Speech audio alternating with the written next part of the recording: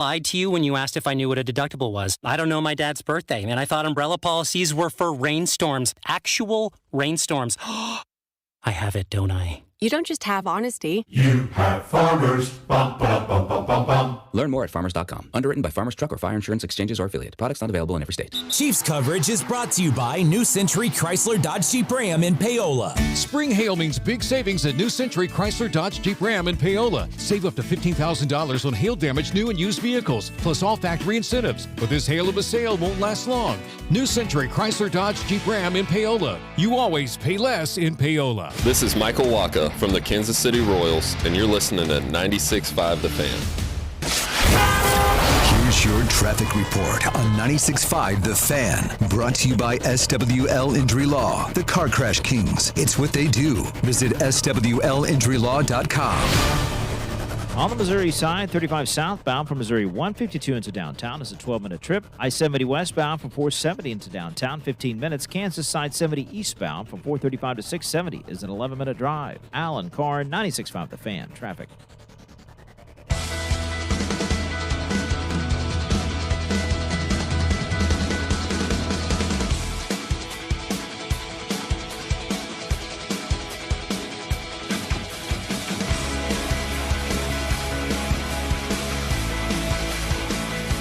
Moving right along on a Monday, starting the new week. You got a football game on Thursday night. And starting this Sunday, you're going to have football every Sunday till February. So you're finally back, folks, for the football proud, the football horniness out there. I do not wear shoes while watching the NFL on Sundays, by the way, if you were wondering. But again, the Hall of Fame game this Thursday night. You get to watch about 5 minutes of that, and then we'll move on. I was gonna ask you what your over/under is on that NFL Hall of Fame game. 10 minutes. We always say that, but yet somehow, some way, it seems to be about 12 minutes. You know, you get that first quarter in, and then you're kind of bouncing after that. Right? I watch like the pregame start, like if the game starts like 6:30 or something like that, Probably, or 7, somewhere around there, whatever it may be. Like I'll watch the 30 minutes leading up to it, watch the kickoff. See, because I really doubt any starters will play. Probably not. Not in this one, no. Not that you're pining for Bryce Young action or, Michael Penix. Or I guess it's the Cardinals. So it'd be Brissett and Bryce Young. Maybe they do, but either way, it'll be cool to watch a kickoff for the first time in, 5 or 6 months and just kind of get that vibe back. And then after that, it's it's 7:30, 7:45, time to wind down, hit the garage, hit the bed, go to sleep. Yep. But again, then Saturday and Sunday, you'll get preseason games as well to start this season for everything. I believe it's this Saturday and Sunday is when the first is. Yeah, right? It is. Yeah. Just Thursday's the first, obvious, the Hall of Fame game. The kickoff to the kickoff. That's right. And then Sunday this weekend, it all starts, and you start to get the games. And, there's only 4 preseason games this year if you play in that NFL Hall of Fame game. And then so you move on from that. And before you know it, I was just kind of looking at the calendar this morning. We're basically a month away from Labor Day weekend right now, right? And that's when the football season really gets going. You have your final tune-ups. The final preseason game is August 28th, roll into that Labor Day weekend, the weekend following, and then we're here and we're off and running, for the start of this NFL season, and it's going to be awesome, man. People are fired up about this, especially, coming off the 6-11 year last year, seeing some good highlights already from camp. People are fired up and ready to go for this football Unless team. I'm missing something, I have on my schedule, there's a game Thursday, and then there's not another game until next Thursday, the 13th. Oh, okay. In the NFL? I think we still have another weekend without it. Yeah, because this is a standalone game. I always thought so, too, because training camp really just started, because next week, Next week, there's 1, 2, 3, 4, 5, 6 games on Thursday night. Okay. Then they do the Friday night games, and then Saturday and Sunday. Okay. So just Saturday. Just Saturday. So these liars out here that say this is the last Sunday without football, they're not right. Right. The next time there's a football game on Sunday is August 23rd, Seahawks and Titans at 7 o'clock on Fox. That's it. That's the only and that's preseason game. week 2. Yeah. Yeah, so it's not this Sunday or next Sunday. We still got a couple of weeks to go before there's football on Sunday. That's exactly right. You got to make sure. But I think they're probably talking about just football in general. I would imagine guys like Jay Binkley consider this a football week because we've got that one game on Thursday night, right? Gotcha. Like he's got that week circled, week 1 of football because there is a game this week. week, and then it just starts kind of dissipating from there as the weeks go on and we get closer and closer, obviously, to the end of the year. There will be football every single week from here on out. I think that's what the Binkleys of the world are probably thinking. But, of course, over the weekend, it was the trade that got everybody kind of, eyes open. And that was, of course, the Yankees getting Luis Garcia Jr. from the Nationals. Big trade for the Yankees. Garcia's only 26. Volpe, moves the needle. Yeah, right. No, kidding. The obvious was Tarek Skubal is going to the Los Angeles Dodgers, and Zaire Hope and right-hander River Ryan and right-hander Brady Smith. Never heard of him. Well, River Ryan we've heard of. That's the deal. So Skubal's a Dodger. That rotation is now Skubal, Ohtani, Yamamoto, Glasnow, and Blake Snell. And, oh, by the way, Roki Sasaki is still floating around in that bullpen as well. You only need like 3 starters in the playoffs. They essentially have 2 rotations that they could throw out there that anyone in the world would love. Mm-hmm. It's not like one of those "we told you so," because it was kind of like mildly facetious of me last week to be like, well, he's going to be a Dodger anyway. And then, of course, Saturday, go to a concert, get done with concert, have a few, like, couple more after in downtown Lee Summit. TVs are on the bar, breaking news, Tarek Skubal's a Dodger. And everybody's reaction was just kind of like, well, of course it is. Yeah. Like, where else did you think he was going to go? Maybe Milwaukee was like the hope because you wanted to see him and Mizorowski in the playoffs, and that's a smallisher market team. It's not the Dodgers, but again, the Dodgers do it.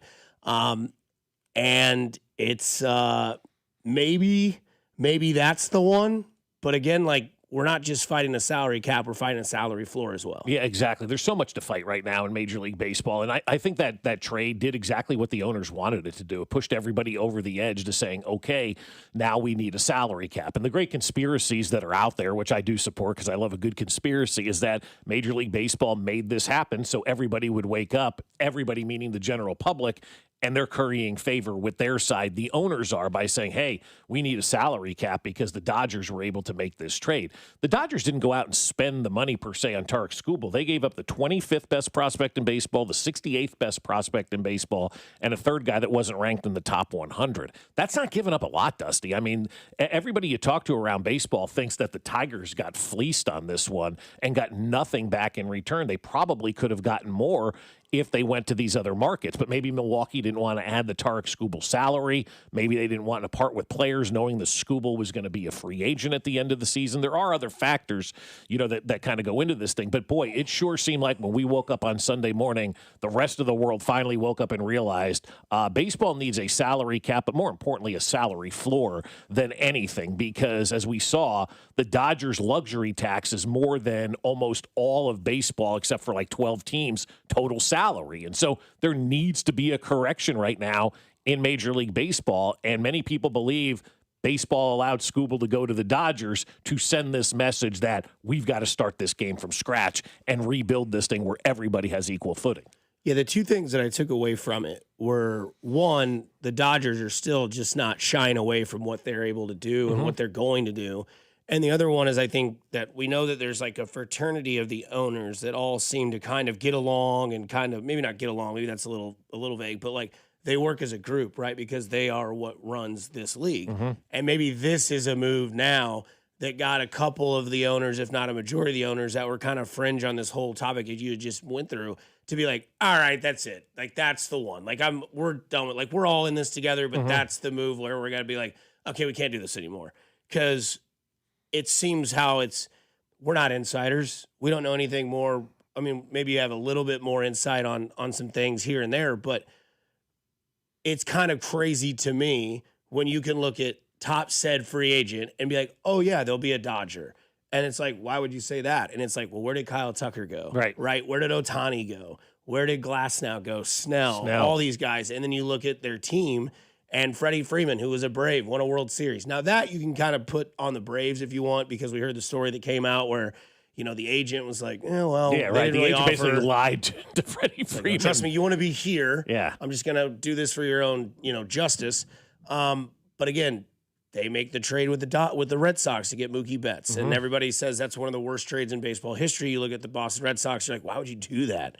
The Red Sox just swept the Dodgers over the weekend, too, which is bizarre, right? They're just the hottest team in baseball since June 1st. Yeah. And, I think this is one of those things, though, that even like the casual baseball fan knows the name Tarek Skubal because he's the back-to-back reigning, defending Cy Young Award winner, and he's got a home now in the LA Dodgers system. Right. And it's just like the meme of Jesse Pinkman, like, he can't keep getting away with this. Well, the Dodgers are going to keep doing this because they know they can. They don't care. They love winning, and they have an appeasing franchise. Like, you want to go play in L.A., under the lights of California, on a team that's probably going to win everything anytime they want, and we'll pay you. It'll just be overtime. Well, and the Dodgers are doing everything within the rules of baseball, too. Sure. That's why you can't be mad at the Dodgers. They're doing exactly what they are supposed to be doing in the game that's set up for this, right? And that's where we have the differences. It's the rich owners versus the normal owners in Major League Baseball. The rich owners are able to go out there and spend and do their thing, and the normal owners, like we have here in Kansas City or Cincinnati or basically anywhere else, you got to kind of watch your P's and Q's and all your money because it's just not an unlimited supply of dough that you have. Now, the Dodgers are going to be on the hook for something eventually. I mean, they've got over $1 billion in deferred money that is going to come due. $1.08 billion, I believe, is the number that the Dodgers have in that deferred money out there. But again, I don't take fault in the Dodgers at all, or any team that's going out there and trying to do what's best for their organization to try to win. It's not the Dodgers that people need to be mad at. It's not the Dodgers that people need to hate. It's the system that people need to hate. And the system in Major League Baseball right now, as we've talked about, is broken. Now, I hope that if they do get a salary cap and a salary floor, without a salary floor, a salary cap is useless because it won't force the skinflint cheapskates to go spend anymore. You've got to have a legitimate salary floor if you're going to go with the salary cap. Hopefully that does, change baseball, and teams in markets like Kansas City can compete on the regular, except once every, 30 years. And so I think right now fans are ready for it. I think baseball's ready for a change. We'll see if the players go kicking and screaming. But, man, after this weekend, I think if you ask every fan, they're ready for it. The only people who aren't ready for a cap and floor in baseball are the players. Would you almost say it's a blessing in disguise the Dodgers keep doing this? Yes, I do. Yeah, I do, because it gets everybody talking and makes everybody realize that we do have major problems in baseball. And, again, it's not the Dodgers. It's the way that the game is structured, and the Dodgers are taking advantage of that structured game. And it's got so bad, it got Flanny out of retirement on X over the weekend, man. He was ripping him out there. Before I get into an analogy about what the Dodgers are doing, somebody says from the 816, I believe it's perfectly acceptable to be upset with the Dodgers for continuing to take advantage of a broken system, laughing in all of our faces year after year. I would say the way the Dodgers are doing it is we all know that there's a white sign with black lettering on the highway that says speed limit, 65. There are there's a lot of people that will just go 65, and they're still going to get to their destination. They're not going to get pulled over. There's other people that go, you know what? You can technically go 8 miles over the speed limit and go 73. The Dodgers are the car going 73 because technically there is a rule for speeding, but they allow you to go so far.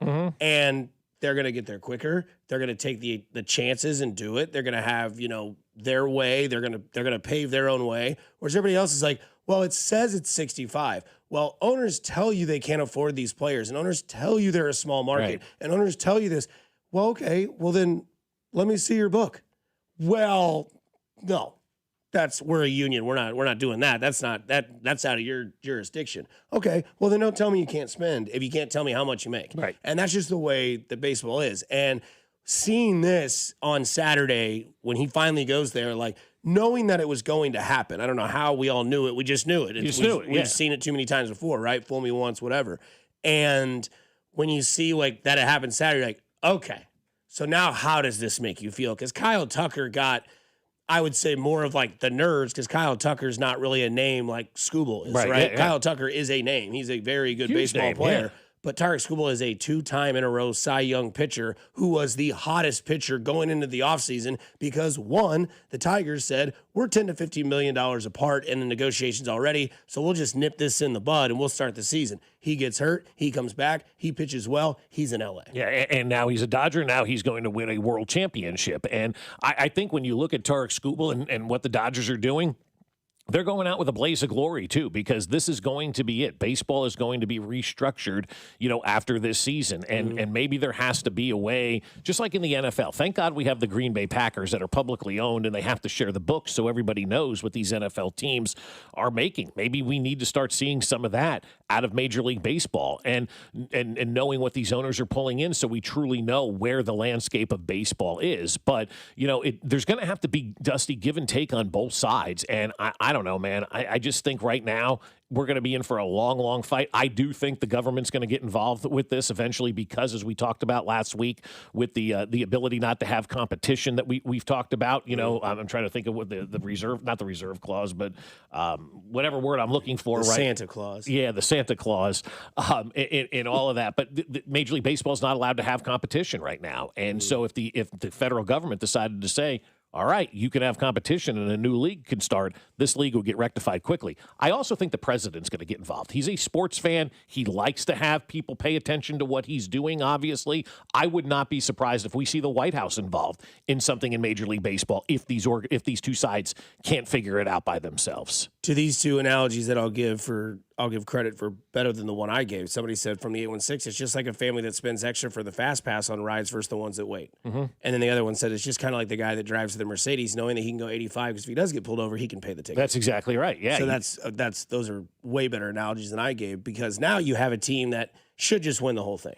And if they don't, it's very disappointing. Mm-hmm. But you'll have maybe everybody other than Los Angeles rooting against the Dodgers. And I asked you this question, JT, you can get on this too. Which LA team has more pressure to win it all, the Dodgers or the Rams? Because they were the two most active teams that did the most egregious things this offseason / in season. Kyle Tucker, Tarek Skubal, right? Already on a loaded team. Yeah. Matthew Stafford, Kyron Williams, Puka Nacua, Devontae Adams, already a loaded team. Went to the NFC Championship game, two of the last year and the year before? I want to say they lost to the Seattle Seahawks this year. Did they lose to the Eagles in the NFC Championship game 2 years ago? No, was that division? Was that the divisional game? I can't remember. No, where Purdy couldn't throw. No, that was a snow game. Yeah, that was San Francisco, though, I think. Yeah, San Francisco was in the championship game that year, I believe. But either way, the Rams, very good playoff team, have Matthew Stafford, Kyron Williams, Puka Nacua, Devontae Adams. They add Myles Garrett. There's a possibility that Aaron Donald comes back this year, and it's like, okay, they're the favorites. They have the odds. They have the team. They have this, Trent McDuffie gets out of that team as well, as Jalen Watson as well. And now you have the Dodgers, who have the greatest starting five rotation we've ever seen, just ahead of that Atlanta Braves rotation from the 90s. Yeah, it absolutely is. I mean, you got 5 Cy Young Award winners in this rotation right now. Skubal 2, Snell has 2, obviously. Ohtani is the MVP. You got World Series MVPs in this starting rotation as well. And so, I mean, you look at the best rotations of all time. You look at that Braves rotation, obviously, but that doesn't even stack up to what's going on. The 2011 Phillies had a great rotation when they won the World Series that year. That doesn't stack up to what this rotation is about. I mean, you had Johnson and Schilling in Arizona, right, in 2001, but that doesn't stack up to this rotation right now. Nothing in the history of baseball has really stacked up to what we're going to see right now out of this Dodgers rotation. I mean, 5 Cy Young Awards? I mean, that's just stupid right now. Just 5 guys that have won it. There's more has 2, Snell has 2, and then Ohtani has the MVP award that year. So they've got 5 Cy Young awards on that team right now. Skubal and Snell have the multiple Cy Young awards for the Dodgers right now. But I mean, it's just insane. It's crazy. It's nuts. It's wild to think about. And I don't fault the Dodgers because they're doing exactly what they can. They're doing what they should be doing in a market like this. And eventually it's all going to come back down to earth. But in that market, LA, the Dodgers are the number 1 team, and it's not even close. They've always been that number 1 team. The Lakers are number 2, I believe, behind the Dodgers out there. And that's why I think there's more pressure on the Dodgers than there is on the Rams. The Rams are still trying to generate their fan base after being gone for 20-some years. And now you got the Dodgers who are spending all of this money. I mean, the Dodgers, Dusty, right now, their payroll is higher than the Rams' payroll, and they have half as many people as the Rams do on their team. Think about that. The Dodgers have a higher payroll than every single NFL team. So, again, we go to this field team. You still would take the field over the Dodgers. I think you have to. I think you have, just because of the math, right? Yeah, the odds would Plus, say the NFC, or not the NFC, Mike, excuse me, the NL is way better than the AL. Absolutely. The National League is loaded. It really is, yeah. So I would take the field because I think the NL, you can't have that slip up. Like, if they were in the AL, I'd be like, all right, maybe I think they get to the World Series for sure. But being in the NL, it's a way tougher battle than it is in the AL this year. Yeah, watch the AL win the World Series this year, too. Of course, you're right.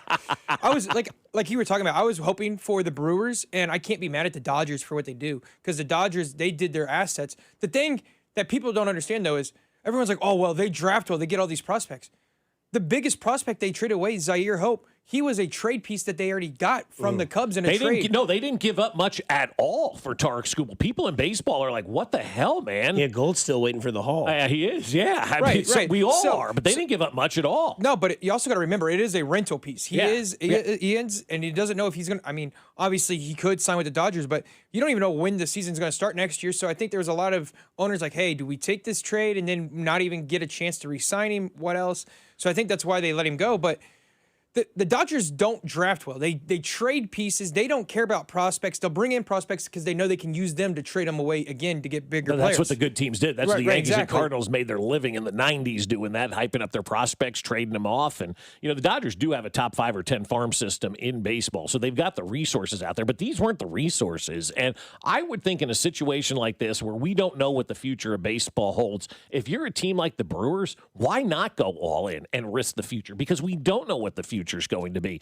That was my biggest, I don't want to say concern or anything like that, but my biggest takeaway is if you're a team like the Milwaukee Brewers, you haven't been to the World Series since 1982, why wouldn't you go out there and just go all in on Tarek Skubal to give yourself the best opportunity to win it this year when after this season we have a blank slate when it comes to Major League Baseball? Yes, I saw someone say that the Lane Thomas trade that the Royals made, the prospect they got back, one of the righties, was a higher ranked prospect than Zaire Hope was. And someone goes, that's crazy to think the Royals got a better haul than the Detroit Tigers did for Skubal. Yeah. Well, that's good for the Royals. In the right, future. but it's crazy for Detroit, yeah. Oh, yeah. The Dodgers can finesse. Coming up, the Wally Pipp story that could happen, but also we hope this man can get some help as well. Here on 96.5 The Fan, your home for Kansas City Sports. You're listening to Fescoe and Dusty, brought to you by Golden Oak Lending. Do you need extra cash? Golden Oak Lending can convert your home's equity into cash in as little as 14 days. Let Golden Oak Lending cure your blues. Tune in to hear Royals insider Josh Vernier every Monday at 8:20 Professor Vernier sitting up here, bloviating. on your home for Royals baseball. 96.5 The Fan. Well, I'll tell you what, my friends at Window World have an unbelievable product. You know about Window World, right? They're the official windows of the Kansas City Chiefs, and they're going to be the official windows of your house as soon as you get on the phone and call 1-800-GET-WINDOWS and get those replacement windows from Window World. It's what we did almost 10 years ago now. We had 30-plus replacement windows put into our home from our friends over at Window World, and we love every minute of our windows. No longer do we have the heat and the air conditioning leaking to the outside. Oh no, our house is sealed up. And with Window World windows, they use a double strength glass that gives it a strength not commonly used in replacement windows. And if you already have Window World windows, remember that Window World can also do sliding doors. We've got a sliding door from Window World as well. In fact, they were just out the other day to look at it because, well, of course, the dog ran through it as well. So get on the phone right now and get your house full of Window World windows just like we did. A free in-home estimate is right there when you call them at 1-800-GET-WINDOWS. That's 1-800-GET-WINDOWS or WindowsKansasCity.com. 1-800-GET-WINDOWS. It's Window World. Hey, it's Dusty Likens, and you know baseball's back. BetMGM, the official partner of Major League Baseball, is bringing the high heat all season long. All season long, you can log into the BetMGM app and receive top-tier promos that put you in the batter's box and up the excitement for America's pastime. Step up to the plate all season with Swing for the Fences, the free-to-play game where every swing could score you rewards. We're talking parlay boost tokens, odds boost tokens, same-game parlay boosts, and even bonus spins all season long. And the action doesn't stop there. Get more out of every at-bat and every inning with MLB same-game parlay boosts. Stack your picks and boost your potential payout. Plus, lock in bigger value with MLB odds boost tokens and MLB parlay boost tokens all season long. More boosts, more swings, more chances to win. Download the BetMGM app and step up to the plate today. Gambling problem? Call 1-800-GAMBLERS. See BetMGM.com for terms. 21 and older only. Missouri only. Existing customer offers subject to eligibility requirements. Please gamble responsibly. T-Mobile has an exclusive bundle for customers 55 and up. I'm Sarah Bowl. Yeah, I'm Frank Bowl. A reliable network is key for us. And with T-Mobile, it's been wonderful. And going to the 55-plus plan saved us so much money. A lot. And that's important, trying to keep costs down. The home internet's been perfect. It's fast, it's quick. The setup was so easy, it took less than 15 minutes. It was like, ta-da! If you want simplicity, coverage, reliability, you want the whole package, T-Mobile has it. Right now, T-Mobile customers 55 and up can get 2 phone lines on America's best network, plus America's fastest 5G home internet for just $30 each. $30 per month each line with autopay plus taxes and fees. Minimum age 55. Pricing for home internet rely on 2 lines of Essentials Choice 55. $35 connection charge per line required. Best mobile network and fastest 5G home internet based on analysis by Ookla of Speed Test Intelligence data 2H 2025. All rights reserved. I'm David Ortiz. When I lost my mom, she was only 46. And I lost my dad to cancer. It was the worst pain I ever felt. It made me think, what will happen with the people I love when my time is up? That's why I have life insurance. Ethos makes it easy. It's all online, take about 10 minutes, and you can get up to $3 million in coverage. Get your free quote at ethos.com/game. That's ethos.com/game. Paid testimonial. Time spent on application may vary. Online health questions required. This is the story of the one. The one who keeps multiple buildings running smoothly day after day. Plumbing that flows, HVAC that hums, cleaning supplies that keep surfaces sparkling. That's why she counts on Grainger. With easy reordering online and 24/7 support, Grainger helps her keep the products she needs on hand. So shelves stay stocked and buildings stay ready. Call 1-800-GRAINGER, click Grainger.com, or just stop by. Grainger, for the ones who get it done. Conservative, family man, author of The Bald Plan to Reduce Property Taxes. Listen to Scott Schwab. Property taxes are killing Kansans, but one day it hit me. BALD. BALD stands for Better Affordable Living by Decreasing Property Taxes. And it's the only detailed plan. Schwab's BALD plan means voter approval for property tax hikes, refunds for unfair assessments, and tax relief for seniors and working families. Listen to Scott Schwab. I'm focused on reducing taxes for Kansans. You should keep more. My BALD plan makes sure of it. When I'm governor, we'll get it done. Finally, a governor with a good head on his shoulders. Author of the BALD Plan to Decrease Property Taxes. Conservative Republican Scott Schwab for governor. Visit scottschwab.com/bald to learn more. Paid for by Schwab for Governor, Jim Felter, Treasurer. Chiefs coverage sponsored by Renner Garage Door. RENNER, forward and back. Almost Andy Reid here. Summer heat can put your garage door to the test. Stay ahead of the game with a Renner Garage Door summer tune-up. Plus, get free repair or replacement quotes and $100 off a new garage door. Forward and back. RENNER.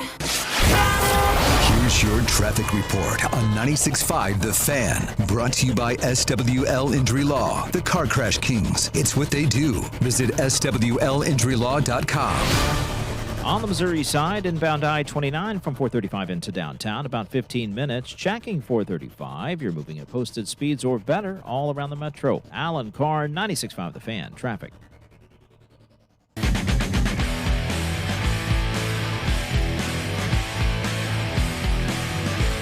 Coming up in about 30 minutes, we'll get to Danan Hughes.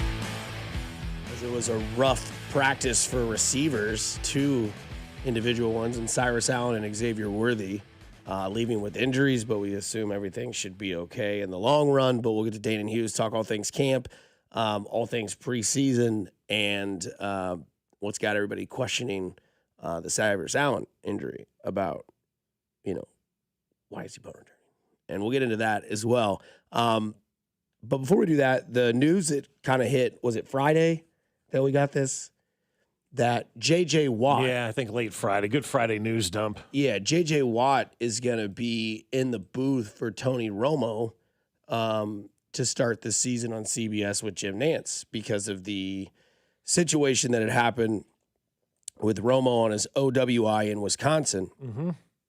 And it's kind of interesting, or I guess in Milwaukee, last week. But again, hopefully this is something that Tony can use as like a wake-up moment. Yeah. As we were talking about this last week when it came to somebody on the text line who was talking about, like I've got friends that are, and again, I'm not saying that Tony Romo is this, but it kind of, struck a nerve in my mind when someone was like, hey, you remember last year when a lot of people were like, Tony looks like he hasn't rested. He looks a little, bloated in the face. Yeah. He looks a little stressed or whatever. I, hope the guy's doing all right. And then you see this happen over the last week or so where he gets, pulled over, failing a sobriety test. And then the news comes out from CBS like, hey, Tony Romo is going to take some time off. We're going to have J.J. Watt fill in. And J.J. Watt's kind of been waiting for that little break, I would say. So there is a little bit of Wally Pipp there for me. Now, I don't know if this will actually happen, but there's a lot of people throughout the last few years that have kind of been over Romo as an announcer. Like he hit the ground running right when he started. Yeah. He was great. Everybody loved his, inside information, how he would call the plays out. And then it just turned into, well, I don't know, Jim, all that sort of stuff. So I'm not sure a Wally Pipp thing can happen, but hopefully this is something that Romo can realize. Like he has a really good thing going for him post-football career, has a family, has a wife, kids, all that sort of stuff. And maybe this is a wake-up call for him to kind of like really kind of show himself like, hey, like I need to get myself right. Now it's been completely like publicized. I looked completely terrible. And maybe this is something that's been in the works because he just needed that moment to realize a wake up moment, I guess you could say. Yeah. But that was the news this weekend that J.J. Watt will be filling in for Tony Romo to start the season. Yeah, he's lucky he didn't kill anybody in his wake-up moment, driving around all banged up like a loser. And so you said to me over the weekend, and the next story we'll hear is he's probably going to check himself in, right, get some help for all this. And I agree. Yeah. I think that's probably going to be, that next step for Tony Romo. But CBS, and I don't mean to kind of ingest in this one, is probably pretty happy about this because there's a morals clause in Tony Romo's contract. It was worth $72 million when he signed the thing. And Tony Romo is I'm going to give a comparison, and I'm going to duck because you're going to get mad at me. He's like Bob Hamlin. I mean, there's no other way to really describe what Tony Romo has been like on TV other than Bob Hamlin. Had that great rookie year and then never lived up to it after that, and progressively got worse and worse and worse as those seasons have gone along. And Tony Romo was great his first year. He was into it. He was calling the plays. He knew what was going on because he had just walked off the field. And then what happened with Tony Romo is the league caught up to him, just like it does with every good athlete. And he never was able to adjust and never made those adjustments and never got better as a broadcaster. And because of all that money that they had invested in Tony Romo, we were all forced to listen to, look out, Jim! Jim! All that kind of stuff for the last couple of years. You're starting a lawnmower. That's what it's kind of like, right? And now we get the opportunity to see J.J. Watt. And you're saying kind of Wally Pipped. I think this is going to be a huge Wally Pipp. I mean, this is exactly what happened back in the day with Pat Summerall and John Madden when they were doing football back in the early 80s. Pat Summerall was teamed with a guy by the name of Tom Brookshire. And Tom Brookshire was a former NFL player, and Pat Summerall was a former NFL player. And those two guys partied their asses off, okay? Partied their asses off. And eventually CBS said, Brookshire, you're done. We're separating you two. John Madden is now going to be the partner with Pat Summerall. And there's a book out now that you can read all this in. And Pat Summerall didn't really want John Madden. He's like, I like Brookshire. We partied together. We ran together. We did all this stuff together. And John Madden's a teetotaler. He didn't drink at all. And so you bring John Madden in. He's a completely opposite person of what Tom Brookshire was, and those two guys, boom, got together, hit the ground running, and we never looked back. And it was the greatest broadcasting team of all time in the NFL. Tony Romo has that to worry about, Dusty, and I'm being serious about that because I think J.J. Watt is really good. I think people like J.J. Watt. I think J.J. Watt's going to be refreshing on the number one broadcast. And I don't know if we ever see Tony Romo again in a number one booth. He may be demoted. He may be on pregame. He may be a Jack Collinsworth type where we're paying you, so you're going to stand here for 10 minutes in a bad coat. So those are the things that I think we're looking at. I don't think we're going to see Tony Romo as that number one announcer again because I think J.J. Watt's going to do awesome in this role. I know there's people that would say, per se, that, they prefer Watt over Romo. I think Romo's fine. I don't bash Romo as hard as a lot of people do. And I know some of it's like a gimmick, like the gym thing is, whatever. Like, obviously, that's not just something you woke up and like, oh, no, you're like, this is what everybody brings up is the gym thing.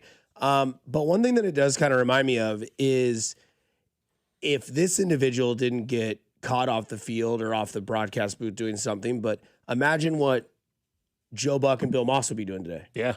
I mean, Moss did it for 11 years. Moss was unbelievable. And then had the hiccup, that we pretty much all know about. And then in comes Joe Buck, and he gets Daryl Johnson for a couple of years. They pair him with Troy Aikman. And since then, we have not seen anybody on Fox do games for football. Obviously there's teams, but Joe Buck and Troy Aikman. And they're the longest running broadcast team in the history of the NFL now. They've surpassed Madden and Summerall as the longest duo in the NFL. It's only like 20-some years, too. It's not like it's been, an eternity or anything like that. But you're right. I mean, this is a great opportunity for J.J. Watt, and he's going to take advantage of this opportunity. It's going to be real interesting, too, Dusty, to see how CBS plays this because J.J. Watt is going to get great reviews. He is. The Awful Announcings, the Pro Football Talks, all these places love J.J. Watt. He's going to get great reviews, and I think there's going to be a big push to see him replace Tony Romo as that number one guy. And, of course, we're going to have one game at J.J. Watt, and it will 100% be a story in our rundown because people are either going to absolutely hate it or they're absolutely going to love it because either those people don't like Tony Romo or they just don't think J.J. Watt's good because they're going to judge him on one game. Yeah, I think they're all going to love him because I think that's how much hatred, I say hatred, it's a bad word to use, dislike maybe for Tony Romo there is, or tired. People are tired, I think, of Tony Romo. Somebody kind of mentioned that Tony Romo kind of became a caricature of himself. He did, he kind of leaned into it too hard. Right? Well, but maybe this drinking thing, maybe we find out it was a bigger issue than anybody knows about. Well, and there are levels to this because I kind of remember, just because we do this for a living, we follow stuff that maybe not the average person does, but it was like Tony Romo when he first started, the research was there. You could tell. The notes were very, very good. And then it was well, Tony's just kind of showing up and winging it. Tony looks horrible. Tony just got an OWI. Tony's been suspended by CBS. You see all the things that kind of happen. And if you've ever been around someone who might have, issues with alcohol or drugs, there are these things that happen man, so-and-so's kind of changed. The next thing is man, so-and-so looks kind of rough. Next thing you know, so-and-so is, suspended or fired from their job. And then it's that person's either going to go off the deep end even more, or they're going to wake up, look in the mirror, and be like, what are you doing? Yeah. And hopefully that's what happens with Tony Romo. Hopefully so. He's got a support system in place, obviously, so go ahead and use it, man. It's not a bad thing. So I like J.J. Watt a lot. What I don't want to see from J.J. in particular, and this goes for most announcers because I was an announcer in college, is I don't want you to try to be the person that you took over for. So I don't need JJ to be Tony. Oh, I don't think he's going to try to do that. I would hope not. But I'm also intrigued to see. I really liked Ian Eagle with JJ. Oh, Ian's going to do the games by himself, and it'll be fantastic. Oh, you think so? No, I was joking with a buddy of mine over the week, and I'm like, Kevin Harlan and Ian Eagle are the only two that could call a game by themselves, and you would absolutely love it. Right. Oh, yeah, totally. And so I love the chemistry they had, and I wonder how that'll translate to Jim Nantz because no offense to Jim and Ian, they're totally two different kind of people when it comes to the play-by-play system. You nailed it. Ian Eagle is one of the greatest people in the world. He'll have chemistry with everybody. I'm not worried about his chemistry. I'm not really worried necessarily about the Nantz chemistry because I don't know that him and Tony really had great chemistry on the air. Right. You could see sometimes Tony trying to overrun Jim. Jim's trying to tell a story every time he's calling a game, and Tony was always trying to be like, Jim, I just don't know about that one. Yeah. Be funny. That's what J.J. Watt does. I don't know, Jim. He should do that on the first opportunity that he gets. He should channel Tony Romo and just let everybody laugh. Coming up on the other side, not a laughing matter. It was a rough day at camp for the Kansas City Chiefs on a Friday. We'll talk about what we saw, what we heard here on 96.5 The Fan, your home for the Kansas City Chiefs. This is Fescoe and Dusty. Brett Veach has the most underrated chest I've ever seen. On your home for Chiefs football, 96.5 The Fan. Fescoe and Dusty is brought to you by Golden Oak Lending. Do you need extra cash? Golden Oak Lending can convert your home's equity into cash in as little as 14 days. Let Golden Oak Lending cure your blues. Hey, the summer gets super hot, so now you need to get a Super Light. That's right. The team that brought you Surfside is back with something new. Meet Super Light, the new vodka plus aid canned cocktail. Super Light comes in 4 classic sports drinks flavors: fruit punch, orange, lemon lime, and blue chill. And ooh, that blue chill is money, baby. With just 90 calories, 0 sugar, and 0 bubbles, Super Light delivers a refreshing taste that's perfect for any occasion. From the golf course to the bar, at night, at the concert, a day at the ballpark, Super Light is here for the moment. Look for Super Light variety packs and individual flavors at stores and bars near you. You must be 21 and older. Please drink responsibly.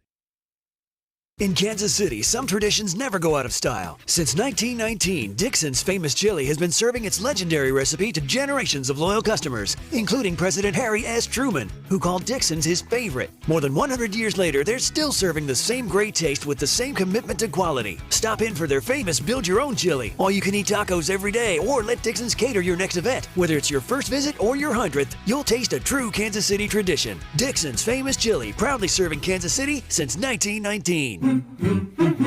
When it comes to my policy, Farmers gives it to me straight, so there's no surprises.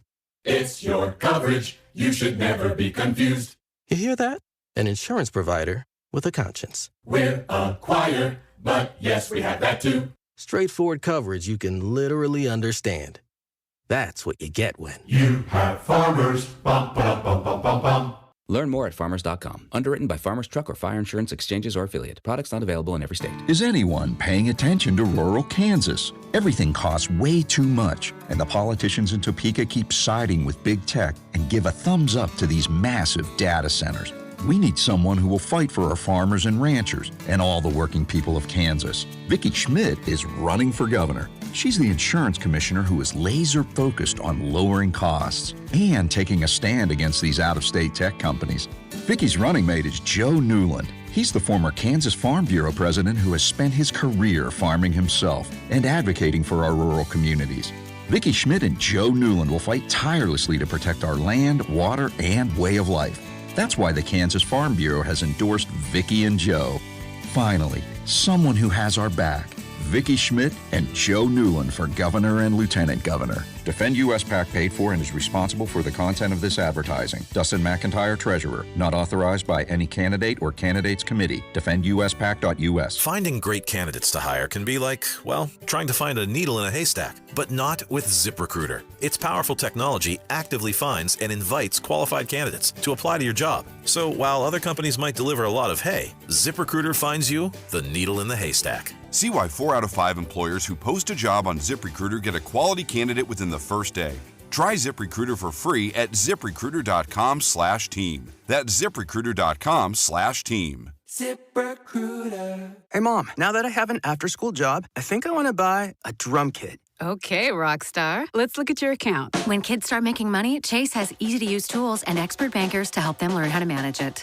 And next month, I'll buy the bass drum and the cymbals. Oh, and maybe some noise-canceling headphones for you. Aw, you've thought of everything. Help kids save, budget, and build financial independence, all with Chase. That's good for kids and good for parents. Visit your local Chase branch and get started. Account subject to approval. JP Morgan Chase Bank, N.A. member FDIC. Rawhide Harley has secured 0% APR financing on all new Harley-Davidsons this week. Rawhide Harley has hundreds of Harleys on site and ready for immediate delivery with finance experts on site to help get you approved. 0% APR on all new Harleys this week at Rawhide Harley on approved credit and Sunday. This report is brought to you by Rawhide Harley-Davidson. When it's time for a new water heater, trust the team that's been serving Kansas City for 75 years. For a limited time, buy a water heater and get a water filter 50% off. Schedule today at AnthonyPHCE.com. Here's your traffic report on 96.5 The Fan. Brought to you by SWL Injury Law, the Car Crash Kings. It's what they do. Visit SWLInjuryLaw.com. Brought to you by Anthony Plumbing, Heating, Cooling, and Electric. Northland 169 Highway southbound bogs down at 68th Street. Stays very heavy down to Inglewood with construction where you're down to one lane. Hot water is something you rely on every day for showers, dishes, laundry, and more. If your hot water heater is showing signs of age or struggling to keep up, now is the time to make the switch. At Anthony Plumbing, Heating, Cooling, and Electric, they've been helping Kansas City homeowners stay comfortable for 75 years with trusted service and expert installations. For a limited time, buy a water heater and get a water filter 50% off. Schedule your appointment today at AnthonyPHCE.com. Alan Carr, 96.5 The Fan, traffic. This is Michael Waka from the Kansas City Royals, and you're listening to 96.5 The Fan. KFNZ FM and AM, HD1 and HD2 Kansas City, an Odyssey sports station. This is Fescoe and Dusty. I got Mahomes' balls in my hands. On your home for Kansas City sports. 96.5 The Fan. Oh, yeah, football. From potholes to pop-ups, we got it covered. Hey!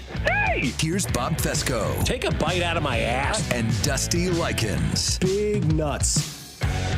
And happy Monday morning to all of you. JT Noah, Bob Fescoe, Dusty Likens with you on this wonderful Monday morning. Was a tough day at Chiefs camp on Friday afternoon as we saw Xavier Worthy make a diving catch, and then maybe didn't see it, but you saw Xavier Worthy would make a stretch out diving catch, land, shoulder injury. Cyrus Allen, lower leg injury at the time, couldn't put any pressure on it. That was helped off the practice field, but from what we know, they should all just be fine. This is just one of those like scares in camp because you haven't seen a whole lot of football in the last couple months, and then you see this on Friday and you go, oh great. So I think they're going to be fine. Yeah. I will say, if I can be a little honest, the Xavier Worthy stuff is a little red flag for me. Sure it is, yeah. Because one thing that I will give credit to listeners and texters is, are we sure Xavier Worthy, being as small as he is going to be able to survive in the NFL? And then a lot of people like Mac or Gold or even Binkley, I think Binkley and Mac more so than Alex would say, well, he was never hurt in college. Like, right. He didn't miss any. Again, this isn't the pros, though. Like, these guys are different beasts in the NFL. And we have seen Xavier Worthy now start to add up those little injuries, right? The dislocated shoulder from running to Travis Kelce. Not his fault. Probably anybody in that situation is going to get a pretty big, boo-boo in that situation. And then the shoulder kind of affected him all year last year. And then you see this year, goes out for a catch, same thing. We've seen him have an ankle injury or whatever it may be. And it's not that they're, catastrophic injuries, right? It's not like... But they're nagging. It's not like Ricky Pearsall, right? Oh, like, unfortunately shot, and then this year now already going to probably miss the entire season. He's done for the year already, yeah. Hence why they went and got Debo. But it's not like they're those injuries, but there's now enough that start to kind of give maybe just the more positive person or slightly more positive, like, man, I don't know if he can stay healthy. Yeah, that's the thing, though. I mean, you have to look at Xavier Worthy because now he's shown you a body of work where he has been injured. And I was finishing up the quarterback over the weekend, and every episode they deal with the injuries. You know how it is, right? And watching Daniels with the shoulder injury last year and seeing how easy it is to injure your shoulder, right? We got to start teaching guys how to dive better, especially a guy like Xavier Worthy, who that obviously is part of his game. How do we keep him on his feet so he's not constantly, diving and separating his shoulder? Because that seems to be a big issue for him. And that's why they always say the best ability is your availability. And it's a big year for Xavier Worthy, just like it is for Rashee Rice as well. Both of those guys need to be healthy and they need to play big this year, not just for the Chiefs to have success, but for their own careers to have success, because both of those guys will be looking for new contracts after this season. So it's up to Xavier Worthy to get out there and play. But when you talk about the little injuries, you're right. I mean, it's those little nagging injuries that anybody has that drives them nuts, right? You're like, I've got this little tiny cut on my finger, right? You're constantly picking at it, favoring it, doing stuff like that. I can't imagine what it's like to be playing in an NFL game where you're a little banged up, and if you start favoring your leg a little bit, that takes away from what you can do on the field. And so mentally, we've got to get Xavier Worthy past that, and physically, we got to get him past that too. And Nate Taylor would report, because Schefter would say the Chiefs are evaluating wide receivers Xavier Worthy. This comes August 1st, Friday. Xavier Worthy for a shoulder injury and Cyrus Allen for a lower leg injury. Then Nate Taylor would quote tweet that and say, earlier in today's practice, Xavier Worthy made an impressive deep catch against two defenders in which he fell to the turf near the end zone. Cyrus Allen would have a shin bruise, but nothing was torn, nothing was broken, a best case scenario, because Cyrus Allen seems to be one of these guys that is a new toy for Mahomes that he tends to like a lot of, or as you could call him, the camp darling, I think, of this year. Fifth round pick out of Cincinnati. There was the draft hype stuff where it's like, I mean, this guy's a freakish athletic receiver. If he and Mahomes can get on the same page. So far in pajama practice, as Spags would call it, they are having that sort of connection. And if you are going to move on from Rashee Rice, or you don't plan on, having Xavier Worthy here for a long time because of these injuries, you're going to need somebody to show you what they can do, right? Like if the Royals are going to move on from Waka and Lugo, which I don't think that's going to happen, but well, I did get a text from somebody in the front office yesterday that said they are not trading those guys. If they get the offers that are there, yes, they will, but they're not actively shopping those guys. Gotcha. We'll pocket that. We'll get to the Royals here in just a little bit after we get to like Danan Hughes at 7:20 and one word with JT No at 7:30. But you just don't like to see that early, right? With injuries, of course, especially when there's no pads and it's not really a pressing practice. But you also love to hear like shoulder from Ian Rappaport. In addition to the positive injury news on Cyrus Allen, Xavier Worthy's shoulder is believed to be okay. Yeah. So stop diving in the end zone and no pads too if you're Xavier Worthy. Like I understand you want to shell out for the ball. I get all that. But at this point in time, let's save the diving for the games because this guy clearly gets beat up every time he hits the ground. Right? I mean, like every time it's like, oh, a separated shoulder for this cat. Yeah. And you worry about the shoulder, right? Because now I just think of him as like Martin Riggs from Lethal Weapon. Like anytime something like that's going to happen, it's going to be like, Coach, I got to go pop this sucker back into place. Yeah. Not knowing if anybody's ever had like shoulder issues, but I know you ever had that done? No. JT, have you ever had that done? Nope. No. My brother, though, in high school, he hit himself playing football, and he told my parents, "Hey, my shoulder injured," and they just thought he was being a wimp in a sense, and waited 6 months and went to baseball. Went to baseball, and he was a pitcher, and he was like, I can't throw. And they finally took him to the doctor. He had tore his whole labrum in his shoulder and had to have surgery. And they felt so bad because they thought he was just being a wimp because he got hit hard. Yeah, no, I mean, that's serious stuff that you need to get. Imagine if you're a wimp, rub some dirt on it, get back in the game. That's what my mom pretty much said to him. I mean, that is kind of crazy to me. But but even like, again, with the quarterback documentary, like every one of those guys that this past season had their shoulder knocked out. And they go into that blue tent and everybody pops that thing back in. That must be one of the most common things to have done in that blue tent during an NFL game is popping that shoulder back in, and they all get back up and they go out there and they play. It's insane. We talk about how you can kind of, you watch enough to where you almost know what things are. Like if a guy's running the open field, non-contact, falls down, you're like, oh, crap. Yeah, right. Well, who was that? C.J. Gardner-Johnson this weekend that went down with the Achilles? Yep, done. And the other thing that you have is, you see a guy land chest, and I didn't see Xavier fall, so I don't know. But a lot of times when you see a guy fall down flat or they get sacked and they go down on their side and they immediately, hold the clavicle, you're like 4 to 6 weeks. You're like, I've seen that injury enough. I know that injury happens. That clavicle bone or that collarbone has snapped. It's not serious, but that quarterback's done for at least a month. Yeah, even Daniel said when he injured his shoulder, he goes, man, I did it wrong. I'm watching the film. I should have leaned the other way. I should have learned how to roll a little bit better to get in that end zone to not hit my shoulder on the ground. I thought that was pretty impressive from him, talking about how he should have landed a little bit differently. But you're right. I mean, every time you see somebody lie on their shoulder like that, you think immediately they're going to bust something or tear something or knock something out of the socket. The shoulder is such an area that just pops all the time with these guys. It's just like anytime you see the quarterback come around the side, or the DN sack the quarterback from the side, take him to the ground, the quarterback's like, ow. Yeah, I know exactly what that injury is because I've seen it enough. We'll talk to Danan about injuries, and Bob's got a question for Danan as well. Here, all on 96.5 The Fan, your home for the Kansas City Chiefs. You're listening to Fescoe and Dusty, brought to you by Golden Oak Lending. Do you need extra cash? Golden Oak Lending can convert your home's equity into cash in as little as 14 days. Let Golden Oak Lending cure your blues. Your home for Kansas City sports. 96.5 The Fan. You're listening to 96.5 The Fan from the DM Injury Law Studios. Mike's got this. Car, truck, or motorcycle wreck? Remember, Mike's got this. 816-888-7500. Mike's got this. America is turning 250 this year, and Circus Sports is celebrating by offering all users in Missouri $250. Danan Hughes here, and for everyone in Missouri, all you have to do is deposit $250 on your Circus Sports app. Then play through that deposit. Once you do, Circus Sports will reward you with $250 right in your account. This is available for everyone in Missouri, new and existing users. Celebrate 250 years and find out more at circusports.com today. Must be 21 or older in Missouri. Gambling problem, call 1-800-GAMBLER. Man, that was the insurance company again. What'd they say?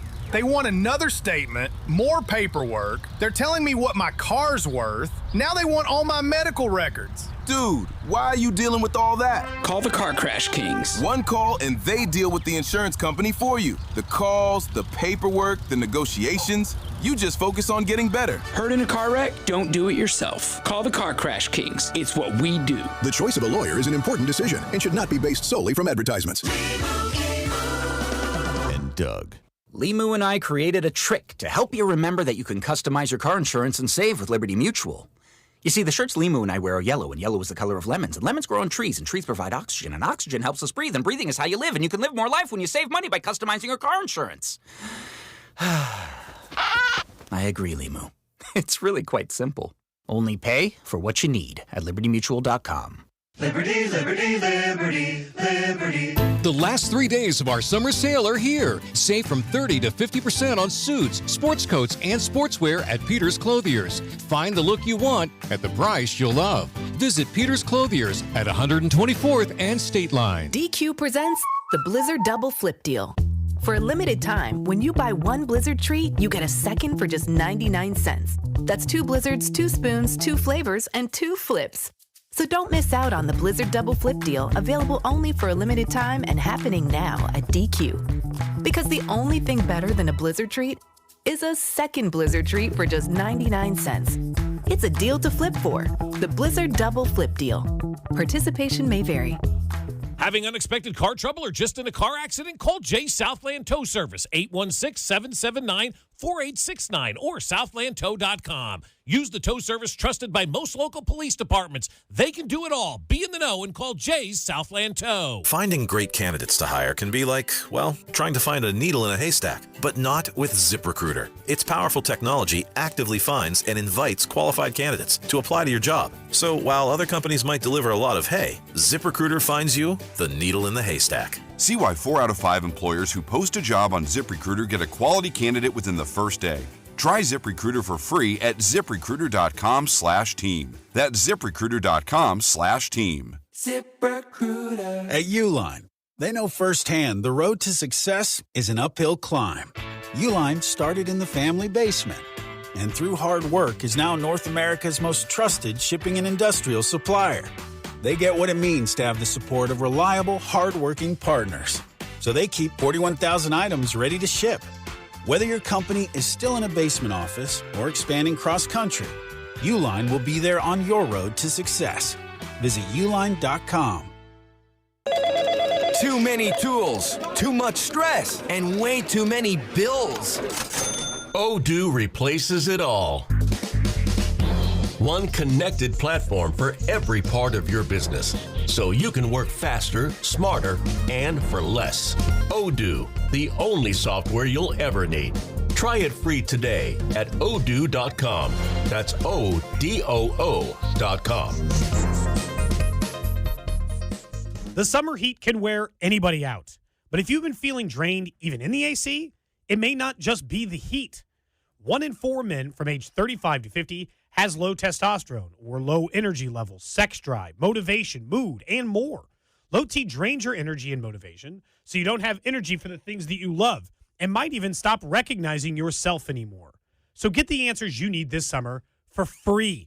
At Low T Center, you can book a free testosterone test and get a consultation from licensed providers who specialize in testosterone replacement therapy.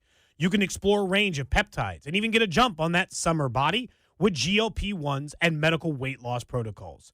Low T Center has been the #1 name in TRT since 2009 for a reason. So why continue to wait when you don't feel like yourself? Don't spend another day wondering. Visit FixMyLowT.com to schedule your free testosterone test today. That's FixMyLowT.com. This is George Karloftis, and you're listening to your home for Chiefs football. 96.5 The Fan. Here's your traffic report on 96.5 The Fan. Brought to you by SWL Injury Law, the Car Crash Kings. It's what they do. Visit SWLinjurylaw.com. Northland, 169 highway southbound, bogs down past 68th Street, crawls down to Inglewood with construction down to 1 lane. Kansas side, 635 southbound, filling in approaching I-35, but continuing southbound Metcalf, very heavy down to Johnson Drive with construction ongoing. Alan Carr, 96.5 The Fan, traffic. You hear them on game days in the booth. Quickly, they get chunky and funky with stretching the fields vertically. And Thursday nights at 6 during Players Only. Spitfire, hot fire take. Here's Chiefs Radio Network color analyst Danan Hughes on your new home for Chiefs football. 96.5 The Fan.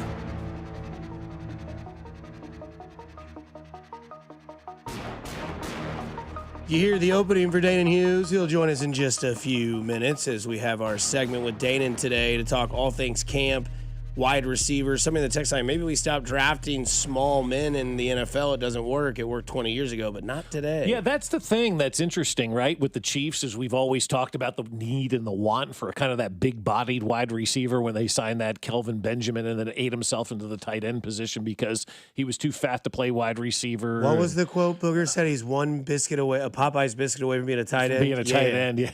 Booger McFarland is great. That guy's one. While he's sitting in like an octopus thing on Monday Night Football, the Booger Mobile. I love the Booger Mobile, man. I hate it. I thought it was kind of I would have cool. hated if I had the seats down there. Like, what the hell is this guy in? Did you ever sit down low at an NFL game? It's not the best. There's so much in your way. One game. So somebody with the Chiefs years ago goes, I got these front row tickets. Do you want them? I'm like, yeah, sure, we'll take it. It was against the Bills in like 2003 or something like that. And the Chiefs won like 38-5. It was a crazy game.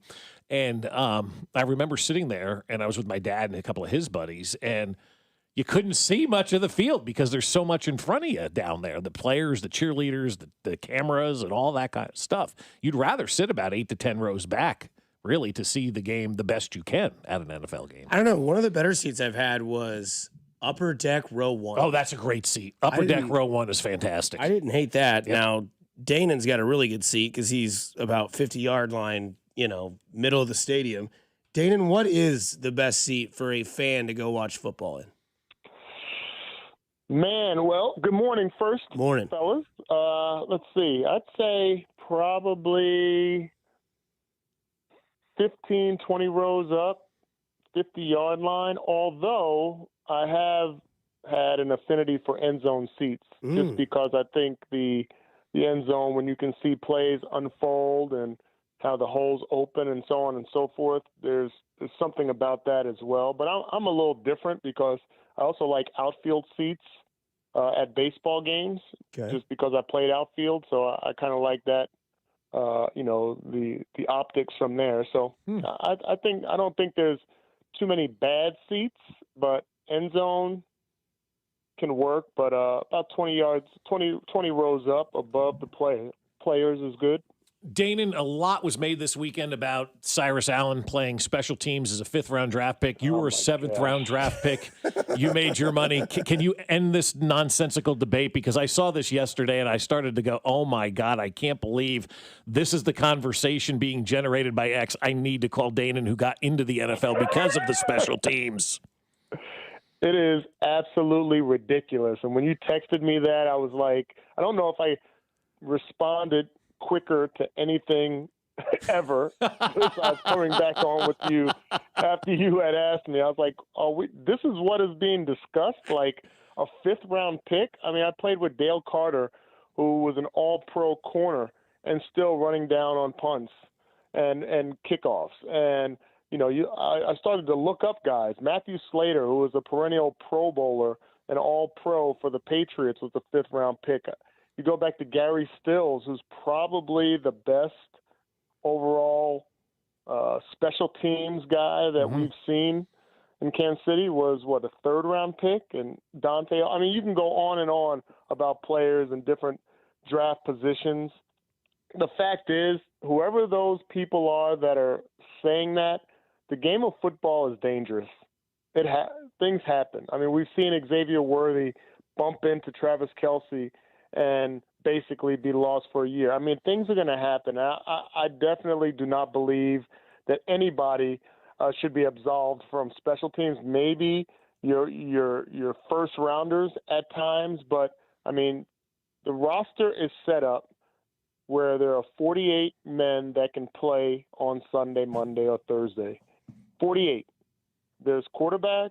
There's starting offensive linemen, starting defensive linemen, linebackers, and running backs that probably do not play into the special teams units, especially the coverage units. So you only have but so many players that are basically eligible to be attached to special teams and contribute in the third phase of the game. So a fifth-round pick, I mean, a rookie is a rookie. And I will tell you this, from my perspective, what really helped me get acclimated to the speed of the game and the physicality of the NFL, even though I played in the Big Ten, and the Big Ten was a top conference, still is a top conference, was special teams. So any player or any person outside of that bubble that thinks that there are some people that are above playing special teams, I just have to laugh at it. Yeah, I want to bring this up because obviously we've had a week of camp and no pads. I love that Spags calls it pajama practice. I think that's a very well used phrase to use that.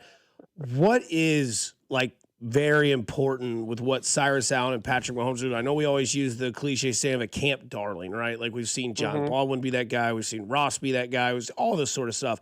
But what is that? Without pads, without really practicing, Danan, like what is that biggest important notch you can add to the belt buckle in a guy like Cyrus Allen, who's a rookie 5th-round pick, with Mahomes, who's, the best quarterback in the league? How smart a person is, how quickly you can absorb the offense and get in good graces with a quarterback. I mean, I played with Joe Montana, and you did not want to be the person that made a mistake. You didn't want to be the person that dropped the football, because it didn't matter what was going on. It would have been your fault. Like, it doesn't matter. It's your fault. So I commend any young talent on offense that gets in good graces, where you're starting to see, or you watch practice and you see, oh, wow, Patrick Mahomes really must like this guy. He's throwing him the ball. I mean, we've heard the stories of Tom Brady, basically Xing guys out because they ran the wrong route and not throwing them the ball, and Peyton Manning talking to guys during the season about never throwing them the ball again. We're fortunate to have a great quarterback that ingratiates himself with young wide receivers. He's had this go on and on throughout this tenure, and having young guys come in and have to contribute and then buying into that. Some of them not doing so well at times, and some of them doing really good. So with Cyrus, I appreciate the fact that he has gotten to the point where he's absorbed the offense to the point where there's no frustration from the offense. There's no frustration shown from Patrick Mahomes. And if we're talking about him now, and as you said, in pajamas, he's doing some things right. And I think that's something great for this offense and this team. Danan, when you're trying to learn that, to give you kind of a peek behind the curtain of my career, like I first looked at the radio board as a young producer here, and it looked like a complete foreign language. I can only imagine what a playbook looks like. Are you like in your room, you think, like being like, all right, it's, YX 33 banana chip left. I'm here. My route is this. Like, how does a receiver kind of like get familiar with the playbook without being on the field?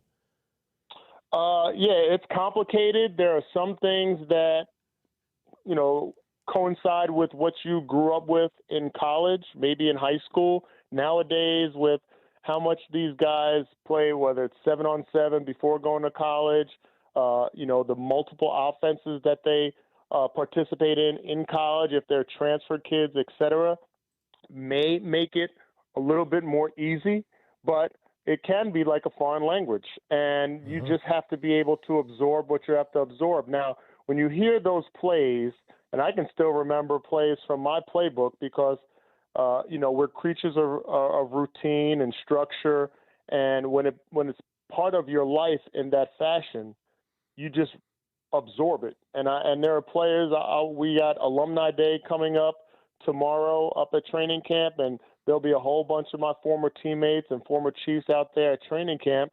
And we all still speak the same language, and we'll talk about guys on the field and this route. Oh man, he should have ran it this way, and he didn't give himself enough space to the sideline. All of those different things that happen on the football field is still second nature. But when you are talking about the plays and the verbiage, there's certain things in that play that only apply to you, if that makes sense to the listeners. It only applies to you when they're talking about X or Y banana or whatever. The Y is the tight end. The X is a wide receiver. You got a Z or a W, a zebra, depending on your different offenses. And the terminologies that are spoken during those plays, there's only a part that affects you. So you have to be able to kind of drown out some of those things because there's verbiage that speaks only to the offensive line. I don't really need to know that.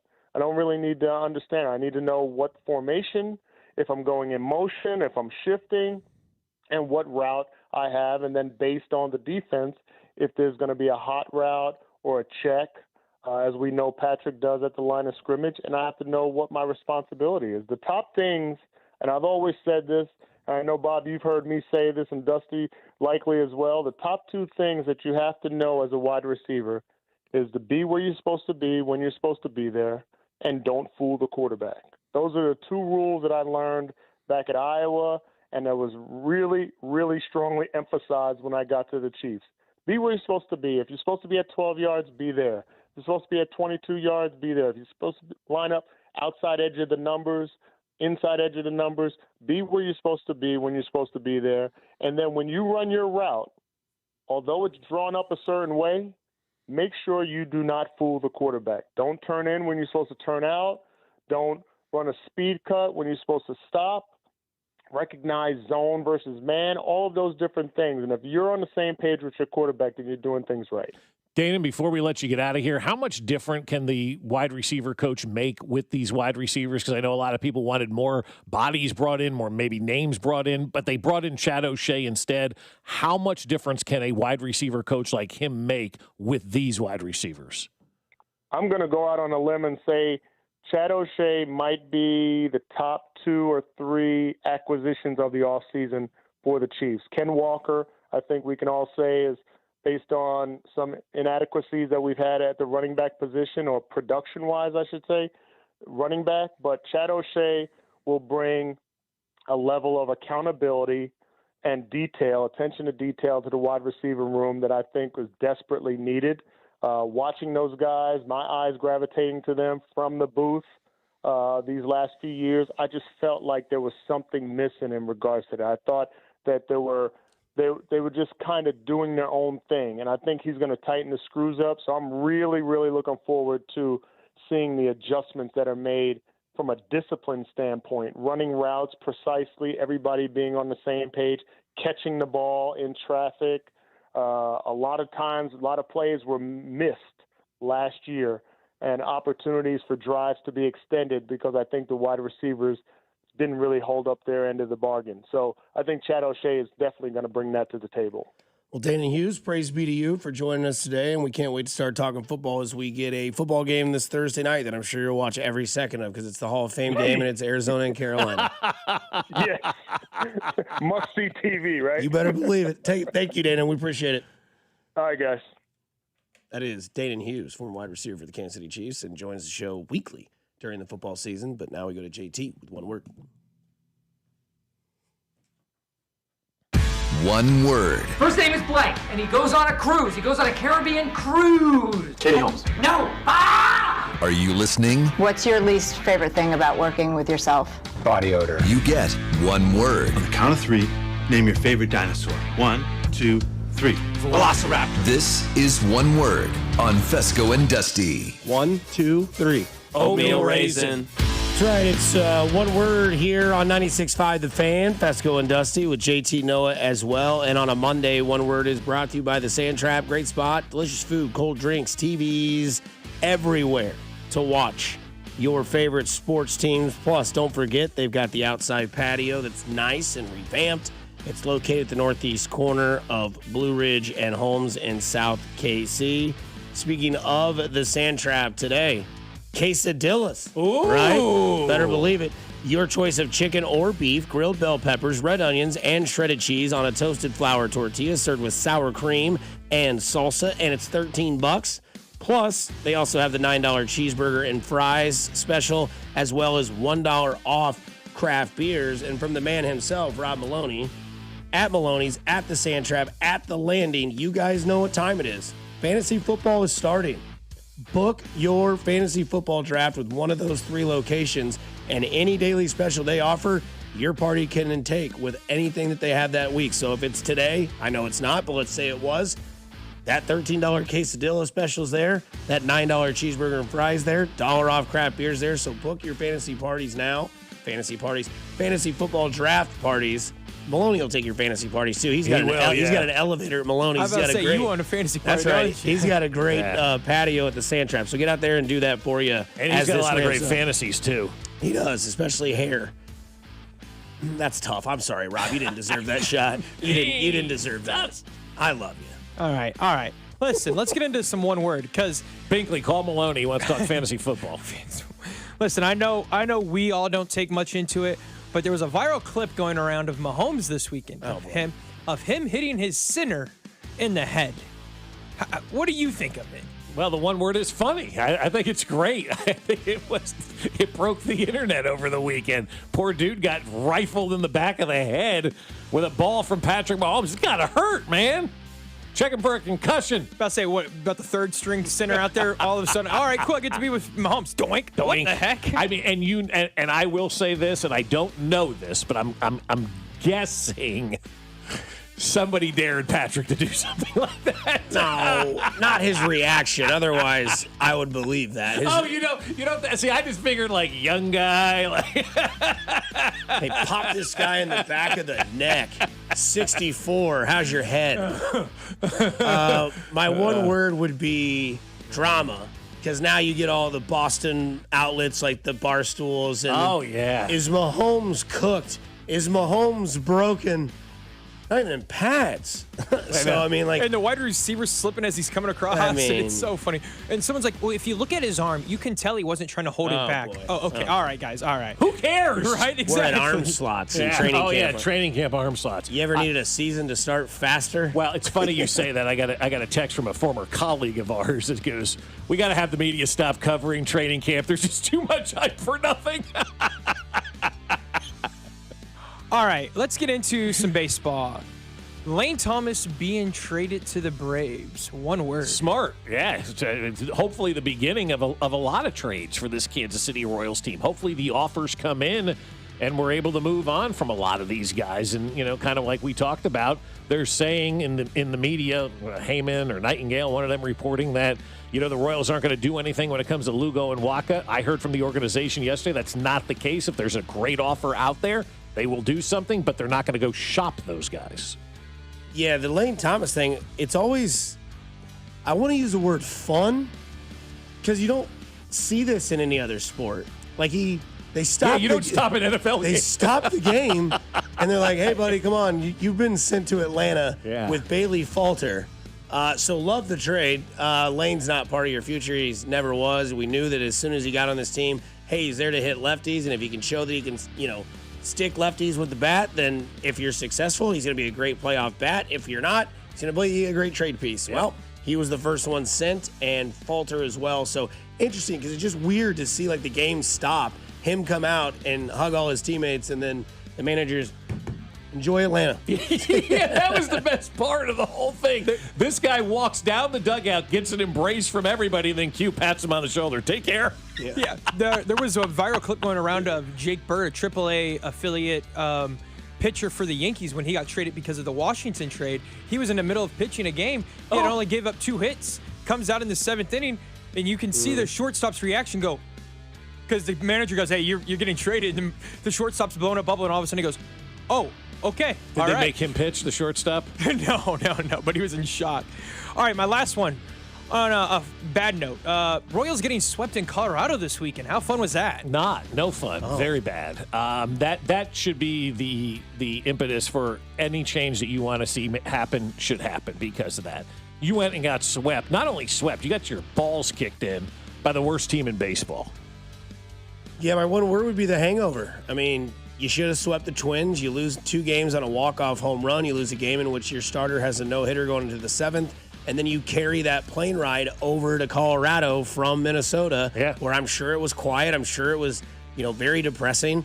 And then you saw what was the result of that in Colorado. It looked like they were just, we said that loss that they had on that Thursday afternoon was going to be one that was really detrimental. And then you get swept by the Colorado Rockies. I know you're not playing for anything, but I mean, come on. At least pride. That is literally the worst team in baseball. Yeah. The Colorado Rockies. Literally. Name 3 players on the Rockies. Okay, that's hard. 3. Okay, Yeah. fair.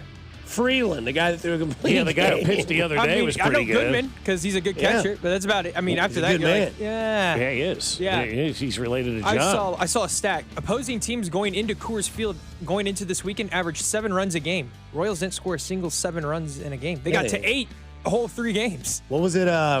Saturday night they were up 4-0, and then a blink of an eye it was 6-4. Yeah, it was over like in 2 seconds. And then Avila goes on the IL. So Yeah, it's then like, Avila And is then out. that guy goes Yeah. on the injured list yesterday. Yeah, Isbell's back, so that's the good news. But I mean, look, man, you're a Royals fan today. It's the trade deadline. We'll get more into that as the morning rolls along, especially in our next segment and 2. But it's like it's one of these things where you're thinking like, what did I do to deserve this as a Royals fan? Seriously, like what do we do to deserve what's happening right now, which is a baseball team that just went out and got swept by the Colorado Rockies. And I give it to Dusty. He said, man, that flight to Colorado is going to be brutal. And they got the Colorado, and it was brutal. They got an off day today, but they're back at home tomorrow. I think they got the Cubs and Twins coming in or something like that. And then they go out to L.A., and Scooble's first start at Dodger Stadium will be against the Royals. It's in L.A.? Next week, yeah. Okay. Yeah. And then L.A. comes here soon, right? Or I saw something that Scooble's one of his first starts, I don't know, it was against the Royals or something like that. I thought L.A. came. Maybe I know they do. Maybe it's here. tomorrow's the big day because they're going to celebrate Salvi before the game. So. Well, at least they got that. Yeah. Here's a sneaky one word for you guys from myself. Costco's brought back the fan favorite Greek pasta salad for the first time in 10 years. The Greek pasta salad? I've never even heard of that. Yeah, it's in the deli. It's $4.99 a pound. Okay. Take my money. It includes rotisserie chicken, feta, artichoke hearts, and Greek dressing. Oh, I really do remember that. I don't from remember years that, ago. but I will Yeah. absolutely smash this. You a big artichoke fan? I don't mind it. Okay. Have you ever had a stuffed artichoke? Carmen's in Brookside has stuffed artichokes that are phenomenal. I'm not a big fan of artichokes. Like a spinach artichoke dip, sign me up. Yeah. Or like if you get the artichoke app where you can pull the little pieces off. That's what I'm saying. Yeah, The Carmen's in Brookside is loaded with shrimp. Okay, and- I've never had a loaded one. I just had like almost like I don't know, like it was like a fire roasted one. Yeah, and you kind of dip it or whatever. Yeah, it's good. This one has and it's got the butter drizzle. I mean, Carmen's in Brookside is phenomenal. But I mean, as long as I'm not a big black olive fan, but you can pick around those stuff in a pasta. Oh, and of if it's course you so can. good, you'll eat Yeah. it. So yeah. You can pick around anything. Well, except mustard. Ew. Well, that is one word there with JT Noah, and it's brought to you by the Sand Trap. Great spot, delicious food, cold drinks, TVs everywhere to watch all your favorite sports teams. It's located in the northeast corner of Blue Ridge and Holmes in South KC. Don't forget, on a Monday at the Sand Trap, you can get the quesadilla, your choice of chicken or beef, grilled bell peppers, red onions, and shredded cheese on a toasted flour tortilla, served with sour cream and salsa. It's $13. They also offer the $9 cheeseburger and fries and $1 off craft beers. And again, to be reminded, your fantasy football draft is coming. The Landing, Maloney's, the Sand Trap. Book your fantasy football draft at those places, and all their daily specials that they have throughout the week are available during your draft party. Coming up on the other side, the Colorado Rockies actually did something that I wish the Royals would have done. Yes, I said that sentence out loud. You're listening to 96.5 The Fan. You're home for the Kansas City Royals. You're listening to Fescoe and Dusty on your home for Chiefs football. 96.5 The Fan. Fescoe and Dusty is brought to you by Golden Oak Lending. Do you need extra cash? Golden Oak Lending can convert your home's equity into cash in as little as 14 days. Let Golden Oak Lending cure your blues. Well, I'll tell you, my friends over at Aspen Lawn and Pest Control are flat out awesome. I was talking to a friend of mine about Aspen over the weekend. He's like, how's that working out for you? I go, it is unbelievable. It's like, I don't have to worry about taking care of the yard anymore. It frees us up to do so much other stuff that we love doing, going out, hanging out with friends. Don't have to worry about the grass because my friends over at Aspen Lawn and Pest Control take care of everything. Their first job was to get it looking awesome. They've done just that. Now they're keeping it looking great. They're fertilizing it. They're hitting me with those treatments that, come every couple of months or so. They're trimming the grass. It looks beautiful out there. We've never been more happy with our yard than we are with Aspen Lawn and Pest Control. And we love sitting outside in the yard and enjoying these beautiful days. We've got the mosquito dome put up that keeps the mosquitoes out, keeps the fleas out, keeps the ticks out. It's perfect for us and our dog as well. Right now, Aspen's going to give you a free estimate and up to half off your first application when you mention this ad. So visit them them now at aspenlawn.com. That's aspenlawn.com.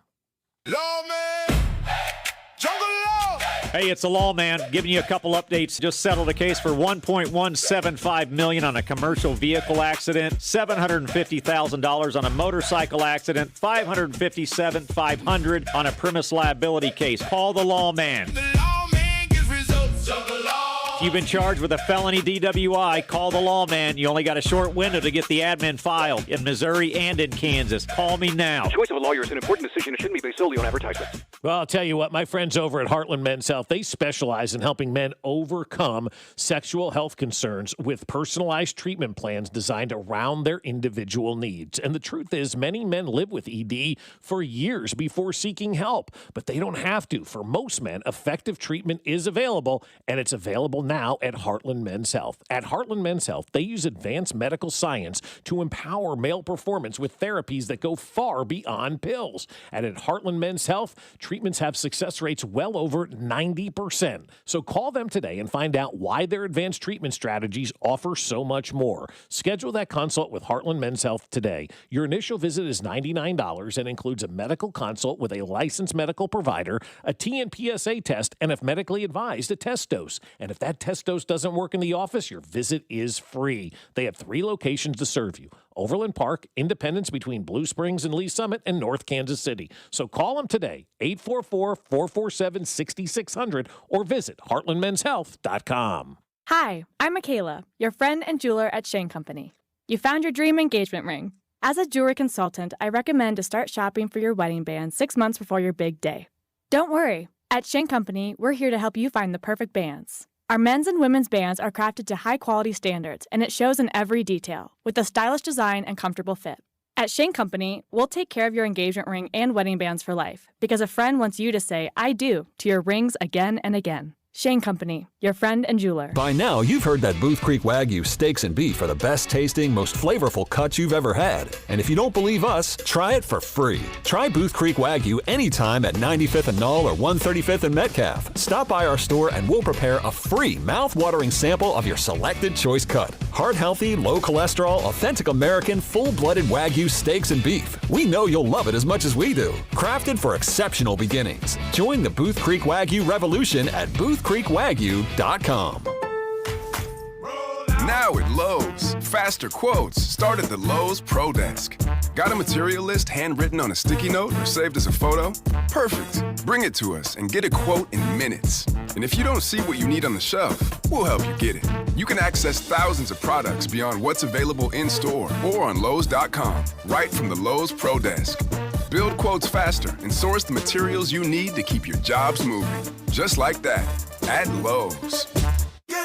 New Game Plus with Oxy makes your laundry smell incredible and fights stubborn smells, like the ones your dog Biscuit brought into your freshly made bed last night. But you washed that all away with Game, and now you're drifting asleep to the scent and sound of waves. Ah, no, that's the dog licking your ear. Biscuit. It just might be our greatest scent ever, now with odor-fighting power. New Game Plus with Oxy. The world's game at BetMGM is here. Bet on the soccer showdowns with 2-up early payout so that if you're up 2, BetMGM will pay you. That's right. Place a pre-game straight match results bet on any tournament game. If at any point your team is up by 2 goals, you'll instantly win your bet. Then enjoy BetMGM same-game parlays, daily promotions, player props, and so much more for the world's game. Don't miss your shot at an early win with 2-up early payout to get paid out if at any point your team is up by 2 goals. BetMGM and GameSense remind you to play responsibly. See BetMGM.com for terms. Must be 21 years of age or older. This promotional offer not available in Ontario, Pennsylvania, or Puerto Rico. Gambling problem? Call 1-800-GAMBLER or 1-800-MY-RESET. Available in the U.S. For New York, 877-8-HOPE-NY or text HOPE-NY 467-369. For Massachusetts, 1-800-327-5050. For Iowa, 1-800-BETS-OFF. For Puerto Rico, 1-800-981-0023. New and existing customer offer, subject to eligibility requirements. Additional terms and restrictions may apply. In partnership with Kansas Crossing Casino and Hotel, must be present in a state where it's legal to waive. Here's your traffic report on 96.5 The Fan. Brought to you by SWL Injury Law, the Car Crash Kings. It's what they do. Visit SWLinjurylaw.com. Missouri side 70 westbound, checking in heavy from 470 towards Nolan. Grandview Triangle 470 westbound slow, getting onto 435, not too bad westbound. And then it bogs down at 103rd, stays very heavy to the state line with an accident reporting. Kansas side 635 southbound slow from Shawnee Drive down to I-35, continuing southbound Metcalf. Quite heavy from 635 down to Johnson Drive with construction, now an accident reporting. Alan Carr, 96.5 The Fan, traffic.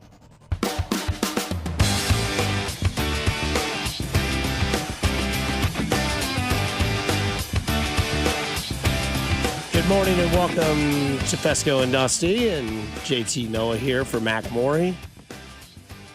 Excited to know how Hawaii went for Mr. Mac Morey.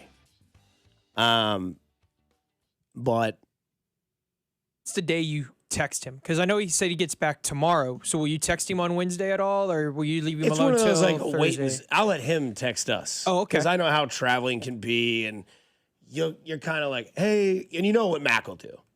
I can tell you already. He'll text Bob and I in our group text to say, I'm back, boys. Yep. Missed you guys. Ready to rip some cheesesteaks. That's exactly right. Something of that nature. And I'll screenshot it and share it because I know it's going to be something along that line. Oh, he can't wait to get after it. He's probably mad he didn't get to weigh in on the fifth rounder playing special teams when he was in Hawaii. Right.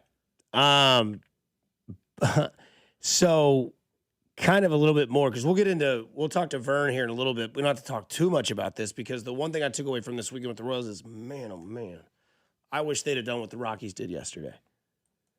And you know your parents are locked in on the season and I'll get to it later on in the brief of the weekend, but I was over at my dad and stepmom's house on Sunday, and the Royals game's just down in the background. You know, there's not a whole lot to watch on Sunday afternoon about 3 o'clock.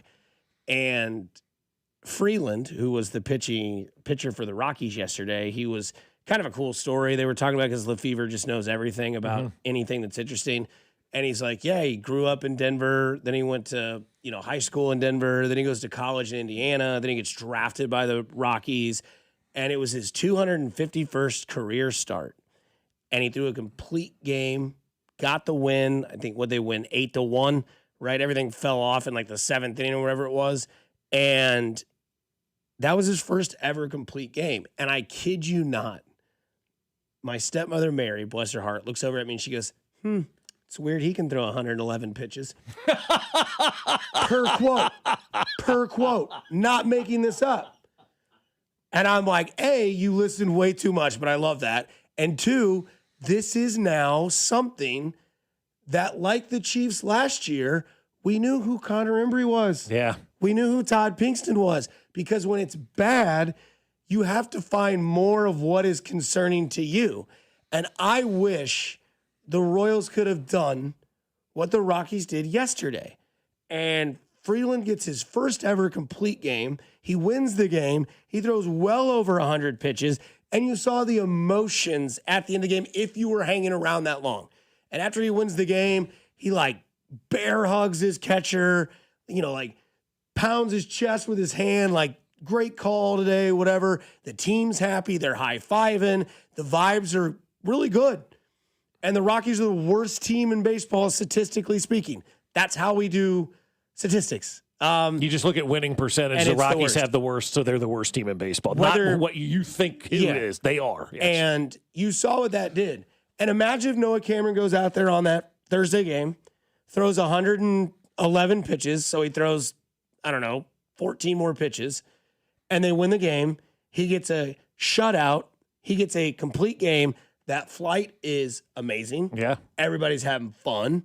Everyone's yelling Noah. They land in Colorado, and I'll bet my life they wouldn't have gotten swept. Yeah, I think you're absolutely right about that. Now, the great thing is there's no way to prove it, but I am with you on this. That removing Noah Cameron may be kind of that straw that's broke everybody now with this team, because when you're watching the Rockies, the worst team in baseball, even when you're watching the Minnesota Twins, they're playing with that excitement and that joy and that love of the game. The Royals don't show any of that. And I watched a lot of the games this weekend on the Colorado broadcast just to kind of get a feel of what they were saying, about the Royals and about the Rockies. I always love to watch kind of the opponent point broadcast to kind of get a feel. And they're kind of excited about their young team out there, in Colorado. Obviously very excited. They didn't just beat the Royals, guys. They mollywopped the Royals this week. And as you mentioned, an 8-1 final, then it was 12-6 the day before. And then that Friday game where they were up, what was it, 4-0 or whatever, they somehow lost that game as well. So, I mean, it wasn't like the Royals went out there and put forward a good effort either. That's the other thing that we're seeing right now. We're not seeing much of an effort out of this team that's worthy of watching. I mean, they're kind of going out there and going through the motions as well. And, seeing the excitement yesterday for letting that kid pitch the complete game.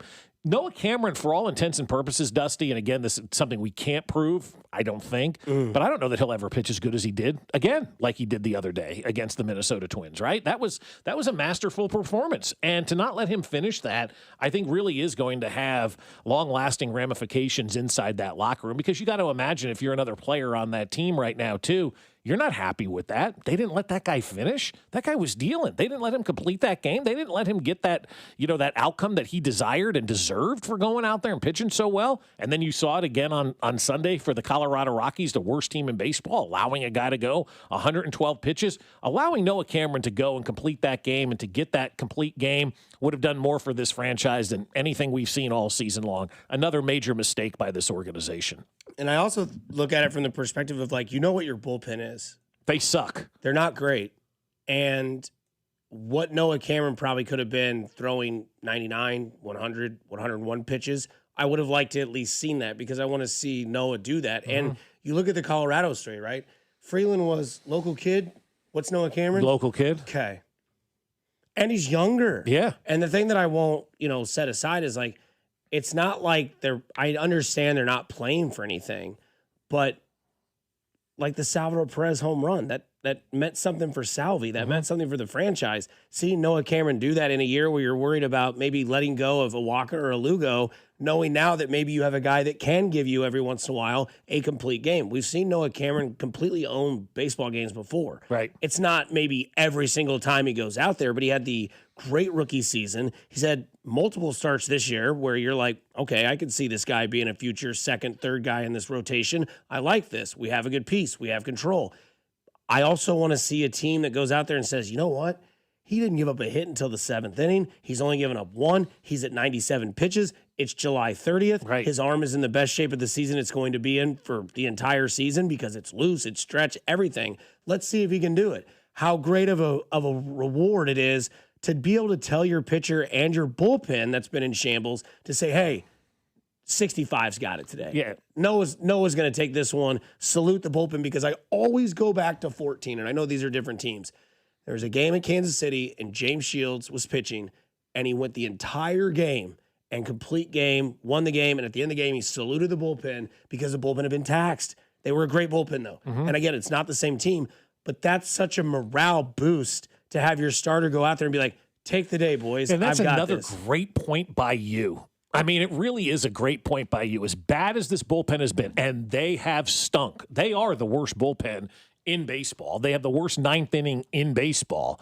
And to have a pitcher out there that's cruising and to take him out of the game and put a bad bullpen in there to try to get the job done, that just doesn't make sense on any level. Who's calling that? Who's making that decision? Because that is a bad decision. Now that you said it, it makes it even worse, Dusty. I mean, it really does. It makes that decision to take Noah Cameron out of the game last week even worse when you factor in how bad this bullpen really is. It wasn't like you took Noah Cameron out and turned it over to Greg Holland or to Wade Davis. You turned it over to some Slappy. I don't even know, Slappy McSlapperson out there in the bullpen. Lucas Hersey. Yeah, either way. Yeah.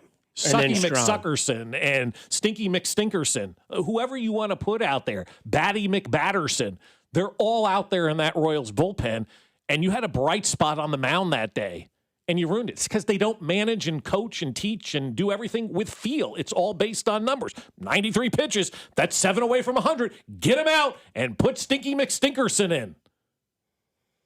Yeah, it was good to see Colorado do that and knowing maybe what it could have done, because when the season is gone, you then look for little highlights, whether it's Salvador Perez hitting number 318, whether it's Noah Cameron throwing a complete game shutout. They let Stephen Kolek do it. Remember that game? Yeah, that's right. Yeah. Stephen Kolek did it. What's different? I don't know. Coming up, we'll get more into the Royals, but more into the news over the weekend. And if you don't know, what do you think the players are feeling? Good question. Thank you. There we go. Come back. We'll get into the Royals, get into a little less, but more into what the weekend trade was with Tarek Skubal, because we need to read back and address that as well here on 96.5 The Fan, your home for Kansas City Sports. Hey, it's Bobby Witt Jr., and you're listening to Fescoe and Dusty on your home for Royals baseball, 96.5 The Fan. Brought to you by Golden Oak Lending. Do you need extra cash? Golden Oak Lending can convert your home's equity into cash in as little as 14 days. Let Golden Oak Lending cure your blues. 96.5 The Fan.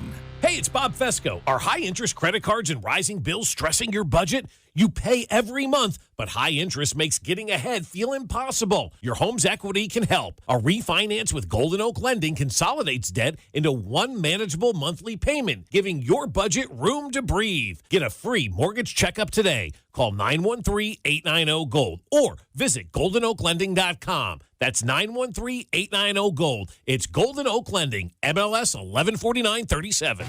You've pictured it. The garage door that finally makes your home look the way you want it to. And now get $500 back on a qualifying garage door with the Overhead Door Home Refresh rebate. Qualifying purchase must be made by September 30th. Let Overhead Door Company of Kansas City upgrade your curb appeal and get you up to $500 back. Schedule a free estimate at overheaddoorkc.com. Overheaddoorkc.com. Select models. Rebate paid as a Visa prepaid gift card. Restrictions apply. See website for full terms. Hey, it's Dusty Likens, and you know baseball's back. BetMGM, the official partner of Major League Baseball, is bringing the high heat all season long. All season long, you can log into the BetMGM app and receive top-tier promos that put you in the batter's box and up the excitement for America's pastime. Step up to the plate all season with Swing for the Fences, the free-to-play game where every swing could score you rewards. We're talking parlay boost tokens, odds boost tokens, same-game parlay boosts, and even bonus spins all season long.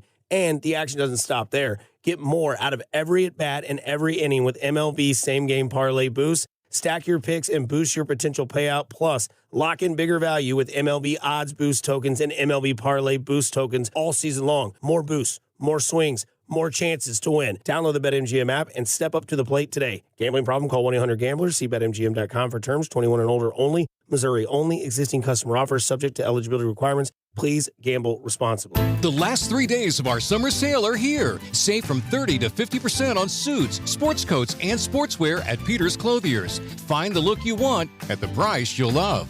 Visit Peter's Clothiers at 124th and State Line. Telly Tire and Auto Center's biggest sale is back. The tires at cost sale. That's right. You pay what we pay on any in-stock tires from Telly's huge inventory. Our certified techs will even mount and balance them for only $30 per tire. All that plus a 30-day ride guarantee and lifetime tire protection. Gas and grocery prices may be going up, but there's never been a better time to buy tires. Reserve yours now at TELLEtire.com before our sale ends. Take care of your car. Take it to Telly. Additional charges apply for tire disposal and road hazard warranty. The Advent Health Championship is Casey's only PGA Tour event. Whether you're a golfer or you just want to be part of the fun, family-friendly event, see the future stars of the PGA Tour at Blue Hills Country Club, August 20th through 23rd. Ticket information at adventhealthchampionship.com. Royals coverage is brought to you by Blue Cross and Blue Shield of Kansas City. Brought to you by Blue KC is the Coaches with Character program. Do you know a rock star high school coach in your district? Nominate them for the Blue KC Coaches with Character program at bluekc.com/nominate coaches with character. Let's make our coaches feel special and make our community a better place to live, work, and play. For 75 years, Kansas City families have trusted Anthony for comfort, safety, and dependable service. Thank you for trusting us with your house keys. Anthony, in your home for 75 years. Here's your traffic report on 96.5 The Fan. Brought to you by SWL Injury Law, the Car Crash Kings. It's what they do. Visit SWLinjurylaw.com.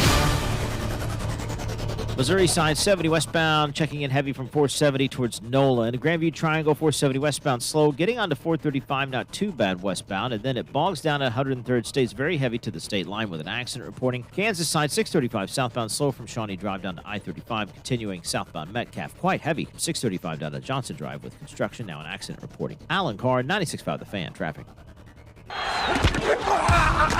Tune in to Cody and Gold starting at 10 as they broadcast live from Chiefs training camp with one-on One interviews and real-time updates from practice. This is your home for Chiefs football. 96.5 The Fan, KFNC FM and AM, HD1 and HD2 Kansas City, an Odyssey sports station.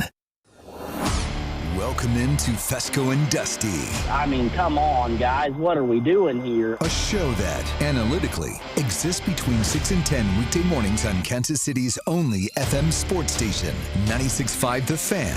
Oh, buddy. Live from the studios that brought you.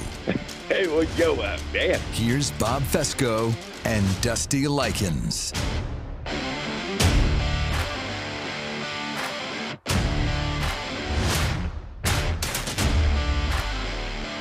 Alrighty, Alex and Cody live at camp today, and they will have Kingsley Suamataia today. Nice, very good. Speaking at the podium will be Andy Reid, George Karlaftis, and Shamari Connor.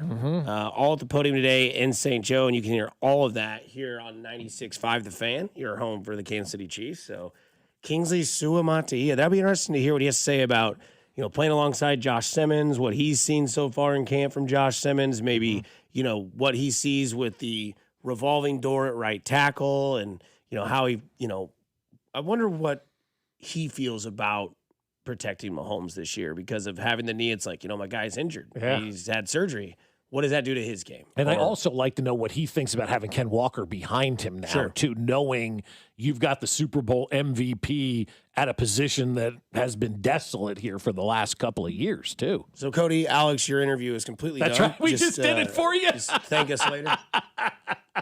I hope Alex is taking your first question. So what's it like to block for Ken Walker? Yeah. No, because as you're saying that, I was going to say the exact same thing. I'm like, we're doing the interview for them right now. We're doing their show prep right now. Because we're teammates. That's right. We're helping them out. So those are a couple of things that you need to ask Kingsley Suamataia. Suamataia. And ask him about the 6 p.m. curfew for Santa Calagon days that may happen, too. He's going to be into that. I like that. I do, too. I like that a lot. Yeah, it's actually good. First off, I can explain multiple reasons. We saw what happened at Lee Summit the last 3 years. Yep. We know that there is that sort of looming fear that it's going to continue to happen. It's hotter than hell outside. Oh, God, yeah. So the best time to go is as soon as it opens up. But I will say, this is my personal take on this. If you're going to close it earlier, open it earlier. Open it earlier, yeah. So open it up at 8 a.m. Yeah. I would love nothing more than to go to like a street festival or like a downtown festival at 8 o'clock in the morning. I get it. Not everybody is everybody.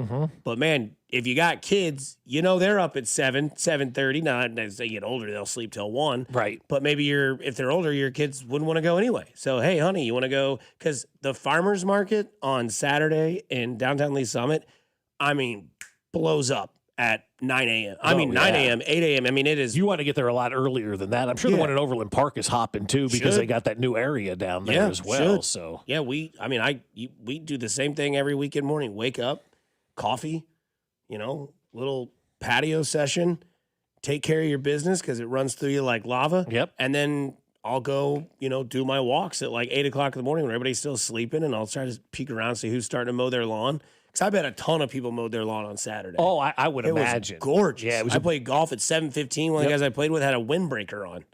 Yeah, that's how nice it was. I was like, all right. It was windier than what, but no. Yesterday, I was at the J by 6:30 in the morning yesterday, and it's amazing to see how much you can get done when you get up at that hour and start doing your stuff. Now, we did have a guy Saturday morning 7:30 mowing the lawn. No.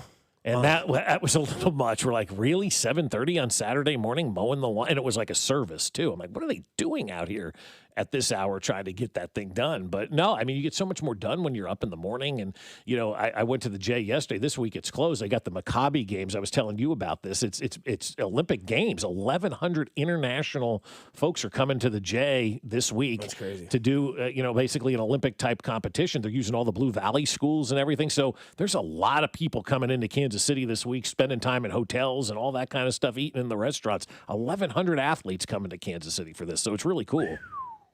That's quite the day. So again, Cody and Gold live at Chiefs Camp today in St. Joe. Starting at 10 a.m., Kingsley Suamataia will join them after practice is over.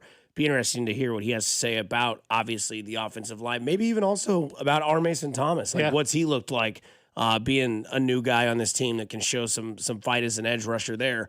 But, man, when it rains, it pours. When it pours, it pours harder this weekend. And we'll have Josh Vernier on here in about 10 minutes or so. Man, you got to think the game in Minnesota was tough, and that was a carryover effect. It really was. And that's kind of what we've seen this year when it comes to things. Now, for those of you that will still go out to the games, I'm with you on that one because I love baseball in the summertime. Bobby Witt Jr. expected to probably join the team Tuesday when they return here at home as the back stuff has started to kind of heal up. But listening to Ryan Lefevre on Saturday and Sunday, or Friday and Sunday, it sounds like Bobby will be back with the team on Tuesday. I mentioned Kyle Isbell, but the injuries, the bad losses, some of the decisions, and now that's all carried over to the trade deadline, whereas Lane Thomas and Bailey Falter have moved on. They're in Atlanta. The lottery ticket has happened already. We'll see if that happens. As JT had mentioned already, a better prospect than what the Dodgers gave the Tigers.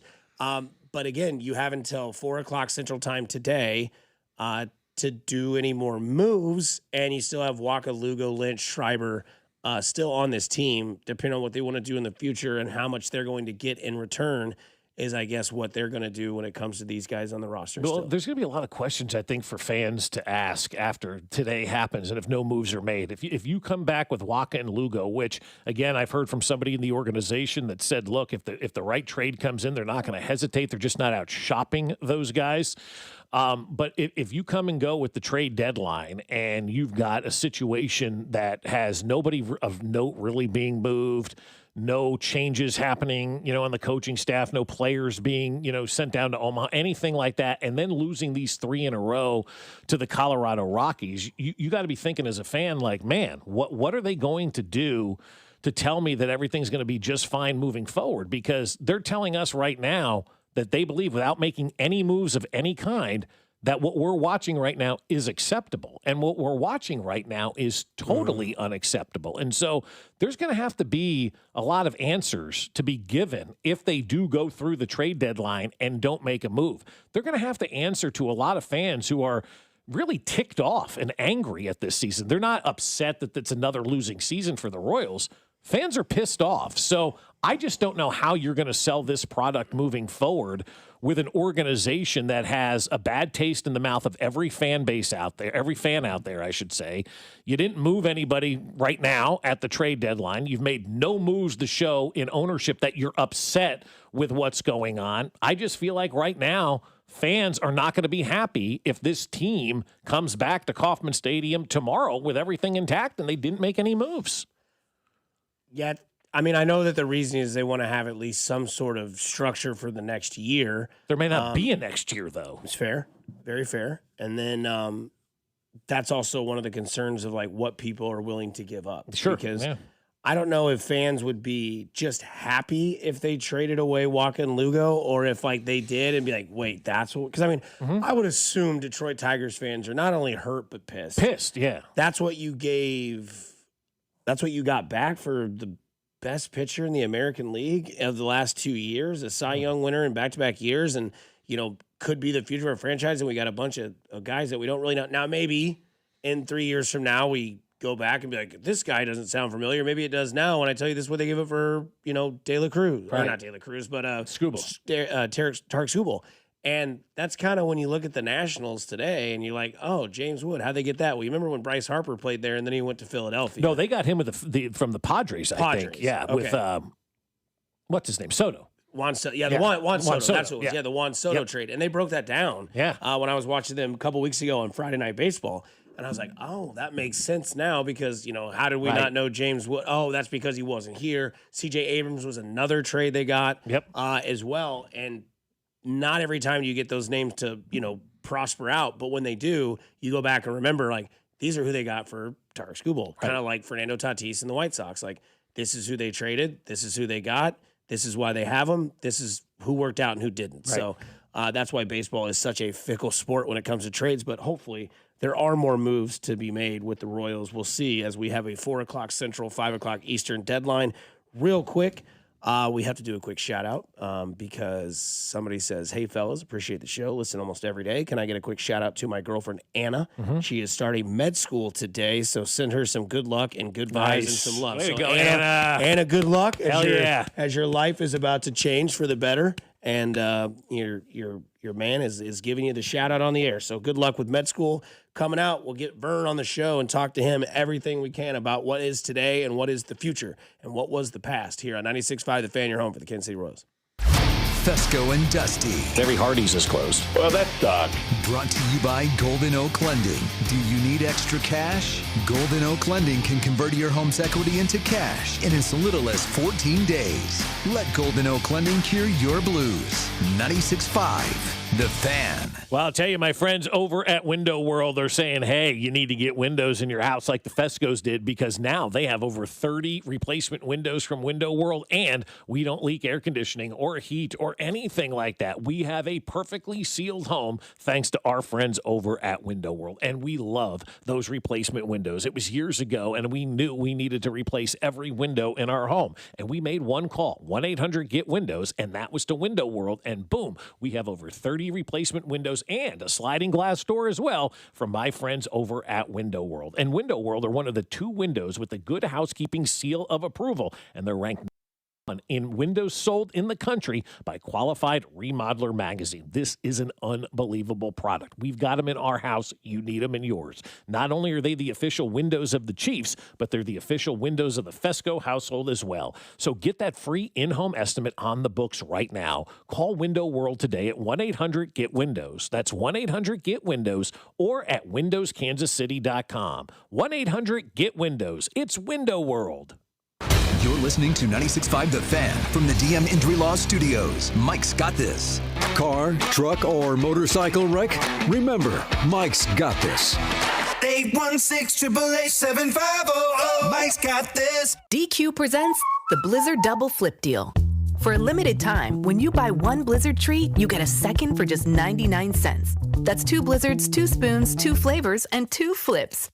So don't miss out on the Blizzard Double Flip Deal, available only for a limited time and happening now at DQ. Because the only thing better than a Blizzard treat is a second Blizzard treat for just 99 cents. It's a deal to flip for. The Blizzard Double Flip Deal. Participation may vary. Liberty Mutual customizes your car and home insurance. And now we're customizing this ad for your morning commute to wake you up, which could help your driving.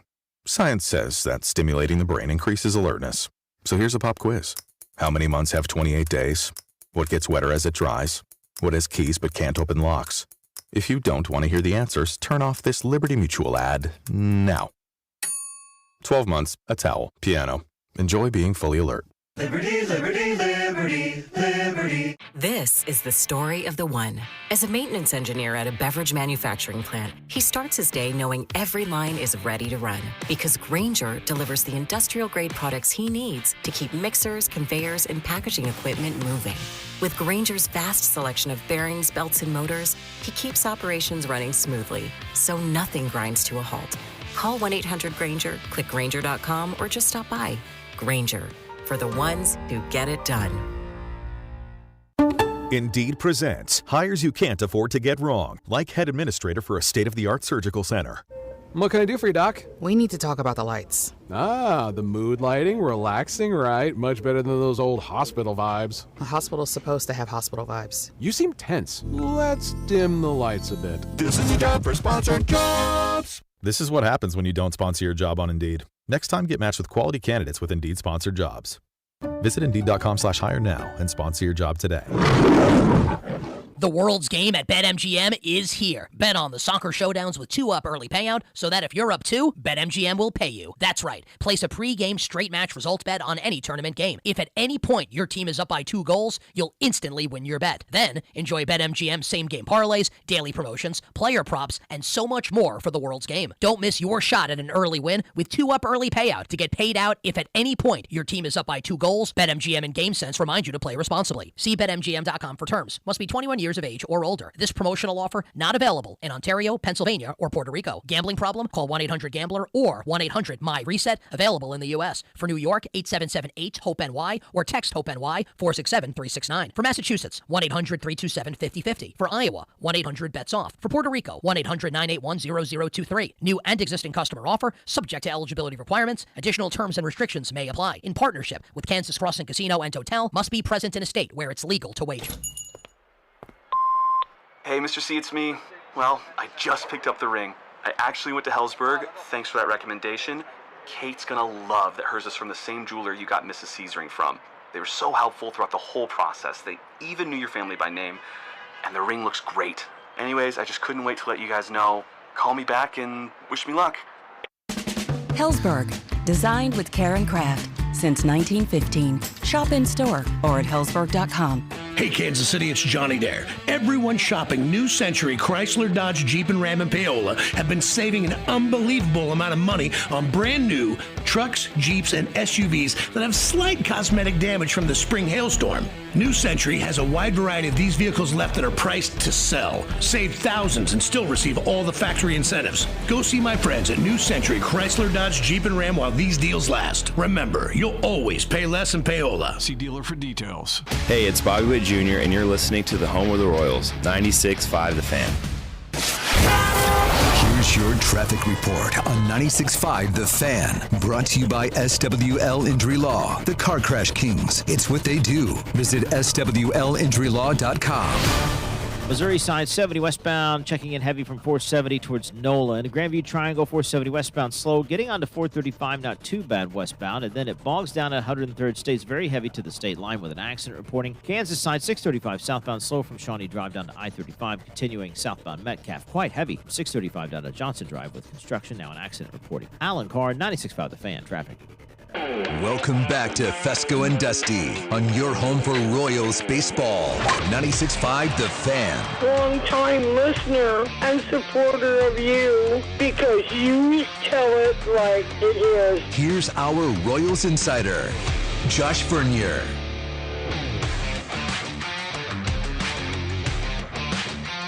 Long-time listener. Josh Vernier now on the show here on 96.5 The Fan. Vern, how we doing on a Monday, my guy? I'm doing all right. Yeah. No complaints. Excited for the deadline. How are you guys doing? About the same, yeah. Honestly, Twins. Not Minnesota Twins, but as in Danny DeVito, Arnold Schwarzenegger. Great movie. So what say you? Because someone did say that they were listening diligently the other night on the postgame show that you seem to think it'll be the off season when the moves happen. Maybe not so much today before 4 o'clock Central Time. 5 o'clock Kansas City time for the deadline today. No. I think what the texter is talking about maybe is in reference to yesterday's show and my thoughts on Michael Wacha. I'm not opposed to moving really anybody, especially with the news yesterday of Luinder Avila ending on the IL with a forearm strain. If that's as bad as it could be, I don't know if they can win in 2027. Without Reagans, possibly without Avila, without Kolek, without Bergert, without Kuderna. Bubic is a goner. Kuderna. I just don't know how you rebuild that pitching staff by opening day of 2027. So if there are people that have already changed their focus to 2028, which is crazy to talk about. Well, okay, so as we get ready for this trade deadline, if you are desirous to see the Royals part with one of the controllable pieces that they have, whether that be Wacha, Daniel Lynch, or really take your pick, what do you want in return? Well, I would want something that's going to help this team win in 2028 because you have Bobby and Carter and Kaggs. I got to get something that's going to help those guys before they leave town. So give me something that is a home run for 2028. And I think you have a better opportunity of acquiring that for a guy like Wacha or even a Daniel Lynch this offseason when all 29 teams are trying to build their team and get ready for the 2027 season. I'm not opposed to moving Lynch or Waka prior to the 5 o'clock deadline today, but I'm not one, like I see all over social media and the text line, and maybe that's on me for paying too much mind to the text line and to social media, but I don't think the Royals need to settle when it comes to Lynch or Waka. I don't think they need to accept the best possible offer before 5 o'clock. I don't view them as desperate when it comes to moving Waka. To me, he's valuable. And, Casey Mize in Detroit's going to be a free agent in a few months. Detroit wants to move him. Washington would want to move Foster Griffin. San Francisco with Robbie Ray. The Mets with Clay Holmes. The Reds with Brady Singer. That's 5 starting pitchers, all that are going to be free agents in a few months, meaning that their organization is going to be a little bit more anxious to move, right? They know they're going to lose these guys and unlikely to get anything for them in return. I don't want the Royals to step in and offer Michael Waka for cheaper. That's really what it comes down to, because to me, 2.5 years of Michael Waka should be more expensive than 2 months of Freddie Peralta. Freddie Peralta got the Mets 3 of the Rays' top 30 prospects. If you can find a better deal for Michael Waka, go for it. Take it. I don't think you're going to find a better deal. All right, Vern, let's have the conversation, though, about no baseball potentially in 27. How do we balance all of this as fans and really as baseball right now? Because I've heard that, go for 27, go for 27. Then you hear everybody go, there ain't going to be a 27. So how are we balancing all of that? Yeah, I mean, that stuff's so far away. I feel like it's so... no one enjoys talking about it, hearing about it, discussing it, pondering it, predicting it. So we'll see. I really don't know how to respond. To me, it comes down to, do you have a good enough team to compete in 2027?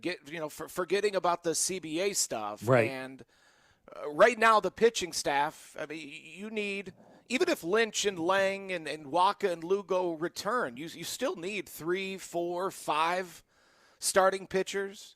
Now, they don't need to all be big league ready right out of the gate, but you need AAA depth. That's what you acquired for Lane Thomas, is AAA depth in Lucas Braun. So you need 4 or 5 starting pitchers, 3, 4 relievers. You can run back the same offense. I mean, this pitching staff for 2027 is in such dire straits. I can't even think about adding a bat. This pitching staff needs so much work. Now, the only reason the CBA and the possibility, or the certainty of a lockout, but the possibility of missing games, the only reason that really pops into my mind is just because of how arduous that task of rebuilding the pitching staff is going to be. You're going to have 1 month into November before the lockout happens. And then hopefully CBA is agreed to when? End of February, the beginning of March, and then it's a mad dash and a shortened spring training, and everybody's rushing to fill out their roster. So it's certainly going to be difficult because we know for sure there's going to be no December, no January, and likely no February of Major League Baseball action. So J.J. Piccolo and his front office will have probably a grand total of 60 days to put together a completely different rotation. So that part of the CBA makes it even more difficult for a market like this to rebuild a rotation. But, if Major League Baseball actually, if the owners actually allow this sport to miss games, we've talked about it now for years, nobody's going to miss it. I mean, I will, you will, a few other people will, but it'll be out of sight, out of mind very quickly. It's a lot has changed in the world and in this country in the last 30 years. Even if you bring in, the owners get everything they want and they get a salary cap, to think that Major League Baseball is really going to budge from where it is in the entertainment landscape of 2026 is foolish. I mean, the NBA, the NHL, they have a salary cap, and they're not budging. I mean, they are what they are, and that's what they're always going to be. The NFL is always going to be king. Soccer, baseball, basketball, hockey, you're fighting for, as we talked about last week, you're fighting for crumbs. So baseball, you can sit out as long as you want. When you come back, you're still just going to be fighting for those same crumbs. So, yeah, go ahead and miss games. Not enough people are going to miss you, and that's going to be a sad state of affairs. So let me ask you, though, let's take the work stoppage out of it then. Just looking at that, like just pretending we've got another season next year and everything is all hunky-dory, are you not in on the Royals for 27 right now? Is that what I'm gathering? It comes down to the Luinder Avila news. If that forearm tightness is something, and listening to J.J. Piccolo yesterday, he did not sound optimistic. But if this is something where Avila's not going to be ready in April or May next season, so that means there's no Avila, there's no Cole Reagans, who are the two nastiest in the organization. There's going to be no Ryan Bergert, no Stephen Kolek, guys that could help fill the back end of the rotation. The only starters you have right now, if Avila's injury is serious, are Waka, Lugo, and Noah Cameron. That's it. Big leagues, AAA, that's it. So you need to find a new AAA rotation, and you need to give me a big league pitching staff that allows me to believe that you're playoff ready. There's just, in my opinion, no way they can do that by opening day of 2027 unless in the next 8 hours they go find another Cole Reagans, and then this offseason they signed another Seth Lugo and Michael Waka. They've done it once, so I guess they could do it again. But boy, oh boy, is that a huge ask, especially when the only things you have to trade are the pitchers right now that are at the center of your pitching staff for 2027. Starling Marte's not bringing back Cole Reagans. John Schreiber isn't bringing back Cole Reagans. And, I understand the fan base frustrated with the lack of activity at the trade deadline. But if I could paint a picture real quick for you, and listen, this is not me saying that injuries are the reason why this team is 21 games below 500. No, in April and May, this team was being brutalized by underperforming stars, from Salvi to Reagans to Bubic to Vinny. The players are the reason why this season was lost so quickly. Injuries certainly have been the final nail in the coffin.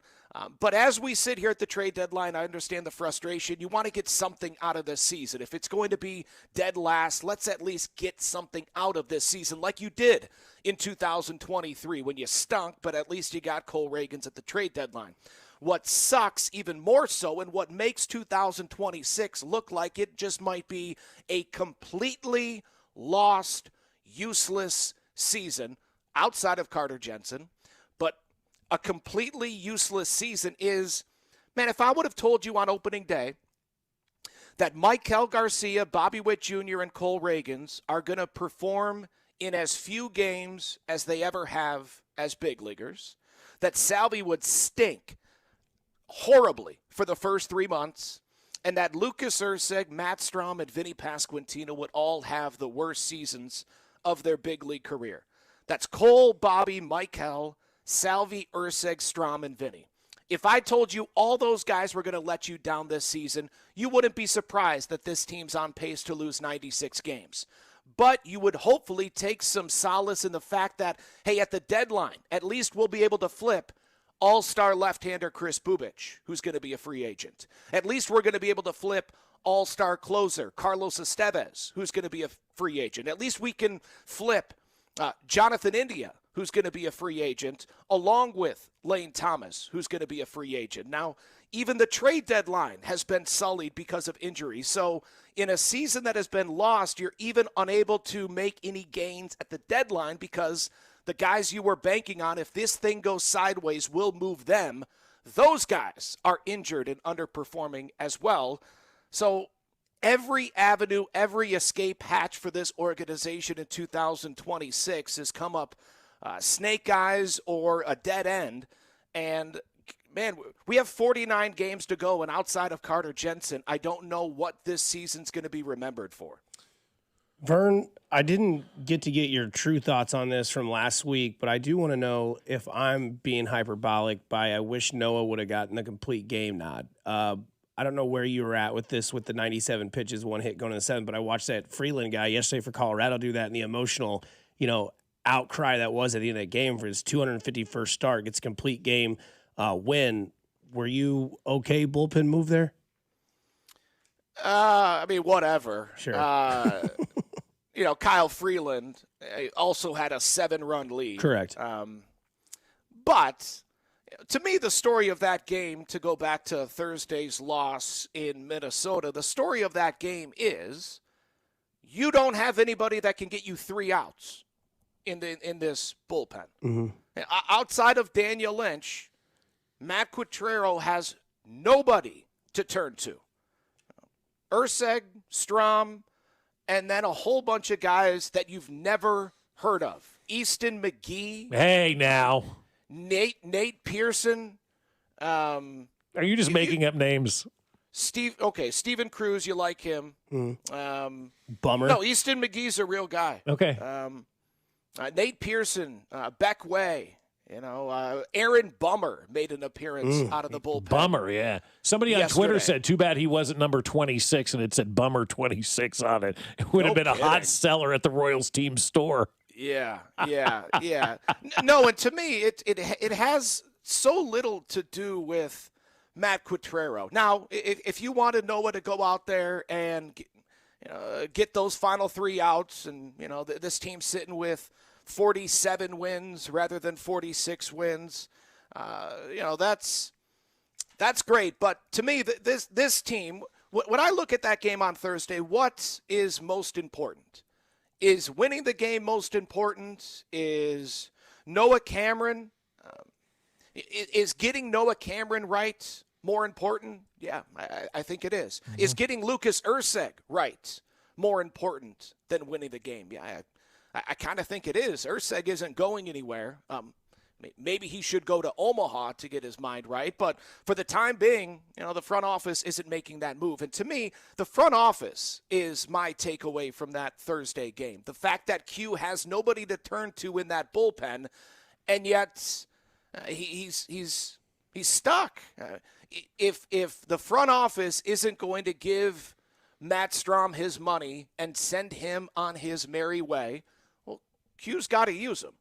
If the front office isn't going to send Lucas Urseg down to Omaha to get his mind right, well, he's one of my best options in that game on Thursday, right? There was no Daniel Lynch. There was no Steven Cruz. So Urseg and Strom, unless you were clamoring for Beckway or Easton McGee or Aaron, it's one of the worst bullpens in Royals franchise history. Right now, it's on pace to be the 4th worst bullpen in Royals franchise history. So, man, I hope Noah Cameron's head hit the pillow feeling good about himself after 8 shutout innings. I would like to think that he's feeling real good about himself as he gets ready to take on the Twins on Wednesday night. So my takeaway was Cameron's feeling good. Q has absolutely nothing to work with in the bullpen, and his bosses are giving him no resources of that bullpen improving anytime soon. So, Vern, let's look at the big picture of baseball now with Skubal going to the Dodgers. What is your takeaway, and are you in on the conspiracies that they let this happen to make everybody realize we're finally going to get a cap and everybody be on the owner's side? No. I mean, that always happens. Everybody ends up on the owner's side anyway. Right. I don't understand, but I know that it's going to happen again. No, I talked about it on Saturday's pregame show. I was trying to brace everyone for Skubal signing with the Dodgers. Mm-hmm. I think the Dodgers should have done everything they could to bring in Tarik Skubal because they want to make history, right? They want to be the first National League team ever to win, or at least in modern baseball history, to win 3 straight World Series, which, if I'm a Dodgers fan, I think that's great. And as their rotation is currently constructed, that's not a World Series contending rotation. Okay, Yamamoto as your number 1, obviously, that dude's a stud. But right now, their number 2 prior to this trade was, and yes, he's an all-star, but Justin Robleski. He's an outstanding arm, but he's not game 2 starter for a team that's trying to win a 3rd straight World Series, especially when you have those resources. You cannot go into the postseason with Justin Robleski as your number 2 and Emmett Sheehan as your Roki Sasaki and Eric Lauer rounding out your rotation. No, they needed Tarek Skubal because Shohei Ohtani and Blake Snell and Tyler Glasnow. I mean, Glasnow and Snell are both on the 60-day IL. Shohei, who knows what's going on with him and that knee as far as pitching down the line. So baseball-wise, I thought it was a good move for the Dodgers because if you let him get to the Brewers, even if Shohei or Blake Snell come back, the Brewers 1-2 of Mizorowski and Skubal would reign supreme over Yamamoto and Snell or Yamamoto and Shohei Ohtani. So I like the move for the Dodgers. Yeah, I'm disappointed the Brewers didn't make it happen, but if the last half decade is any indication, the Brewers aren't going anywhere. They are a power that's here to stay. Vern, as always, love you. Thanks for coming on. I guess we'll see if would you take the field still over the Dodgers? Oh, boy. Yeah. I mean, if I'm betting, sure, yeah. I'll take the field. But listen, I know everybody's mad at the Dodgers. I'm not mad. I like them. Yeah. I like a lot of their players, too. I love Yamamoto. I love Mookie Betts. How can you not love Shohei and Freddie Freeman?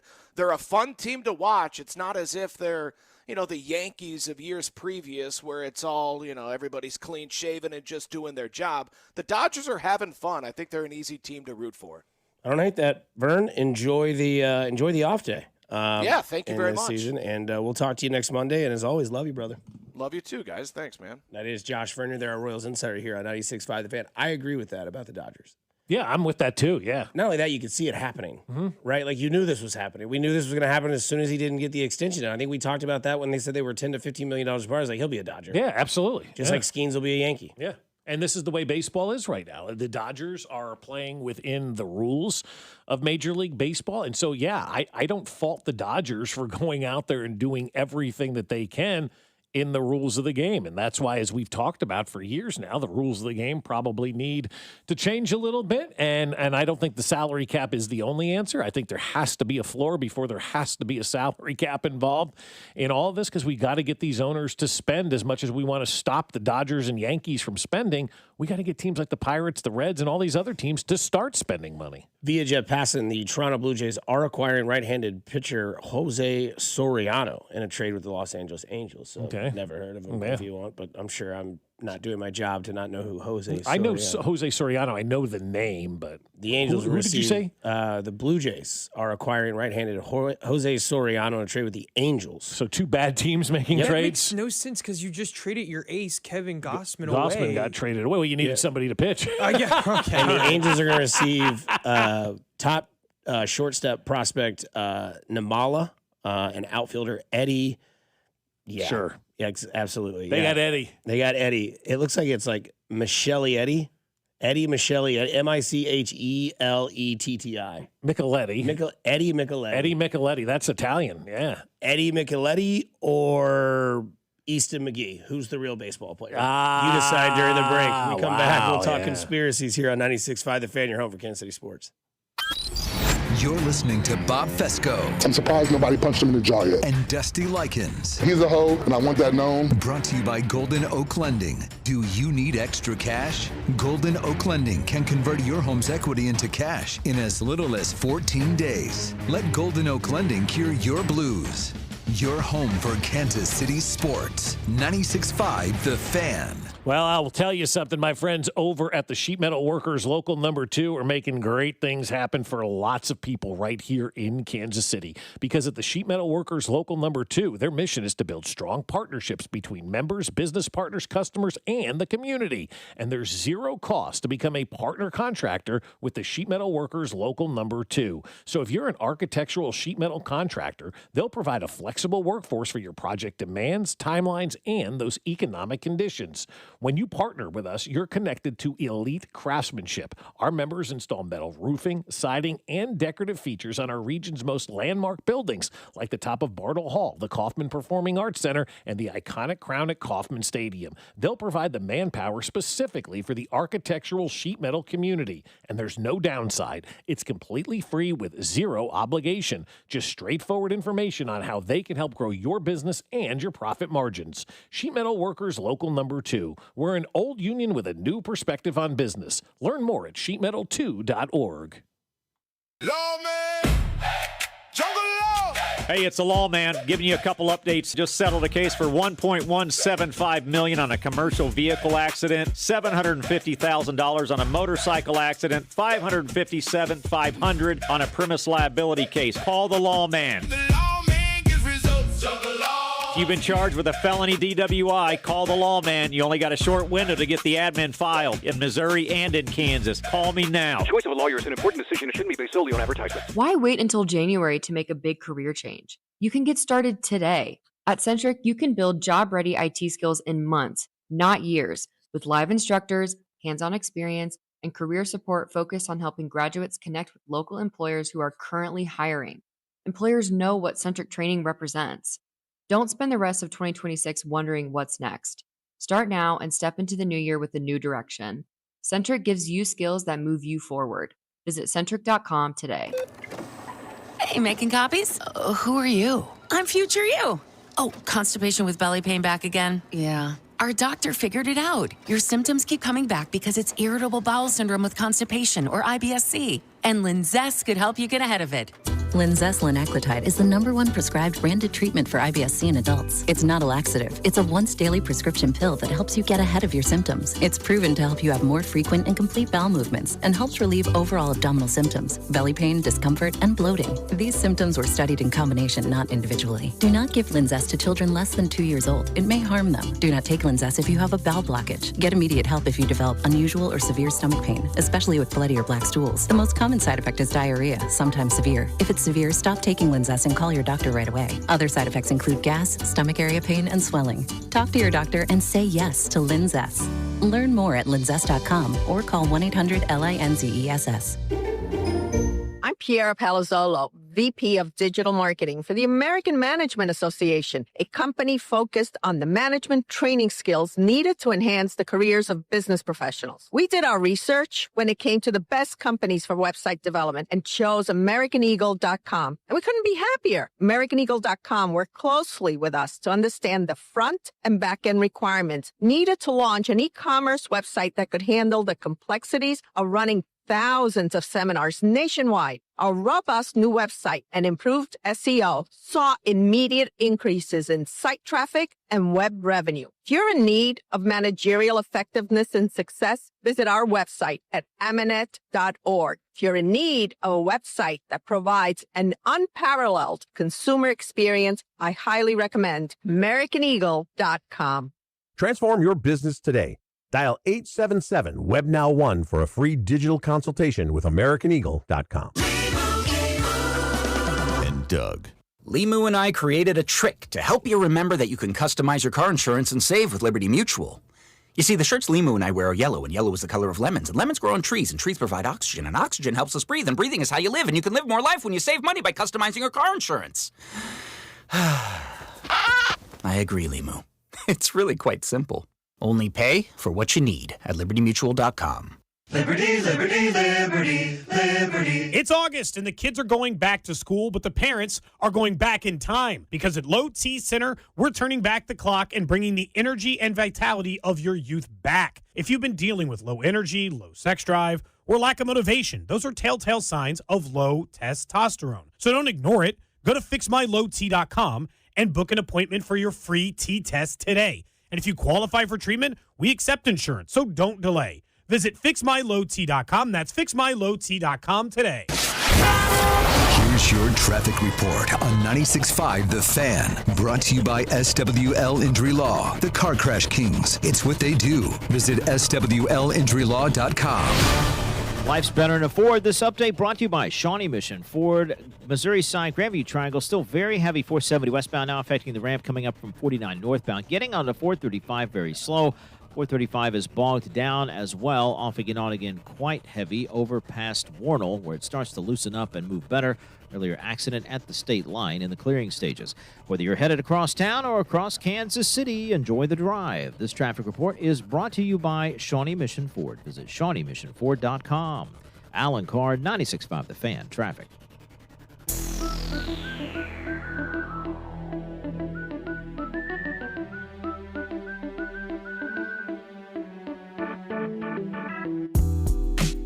People on the text line asked if it was Pedro Serrano that was traded. No. Oh. No, it was Jose Soriano. Pedro still struggling to hit the curveball. He is, yes. You mean to tell me Jesus Christ can't hit a fastball? Curveball. Curveball, yeah. Up your butt, Joe Boo. So it's funny, you bring the conspiracy up to Vern about, the Dodgers thing. Yeah. He says this kind of happens all the time, but we did get a text from the 781. What about a theory the owners wanted this to happen, causing public outrage and push for a cap? Yeah, I don't debate that at all, guys. I really don't. You know where I am on the conspiracies and scripts, and I mean, it's as tight as it can be. I mean, you're playing some Pee Wee Herman over there. I had a foil ball when I was a child, so I've been into the conspiracy theories for a very long time, they like to say. So I am to an extent in on that as well, because other teams could have made better offers to get Tarek Skubal on their team. Like maybe the Brewers could have had better prospects that were offered, because at the end of the day, you got rid of the prospect that was ranked 25, 68, and not in the top 100 in baseball for Tarek Skubal when maybe there were better offers out there. But I love the conspiracy theories about all this, and I love the fact that it's starting to have conversation where we really can get into the nuts and bolts of really doing it right in Major League Baseball. Because as Jeffrey Flanagan was tweeting over the weekend in his, furor about what the Royals are doing, he had mentioned, and I didn't know this, that they were 3 votes away from having a salary cap back in 1994, and it would have changed baseball forever. Think about that. If they had a salary cap in place and they were basically playing under the same rules that the NFL is playing under since 1994, maybe baseball's in a different spot right now. Because some people are on the text line saying nobody should be pro for the players.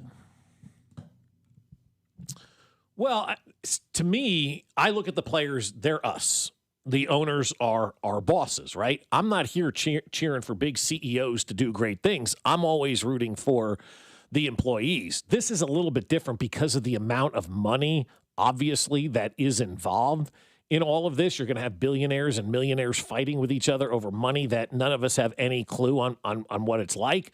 You also have the majority of baseball players who are silver spooners and have never had to deal with adversity or things going the wrong way for them because daddy has always fixed it. When you've got a guy like, what was that gentleman's name that you just read to me the other day? Not the other day, but just a couple of minutes Soriano? ago. No, the guy before that was traded.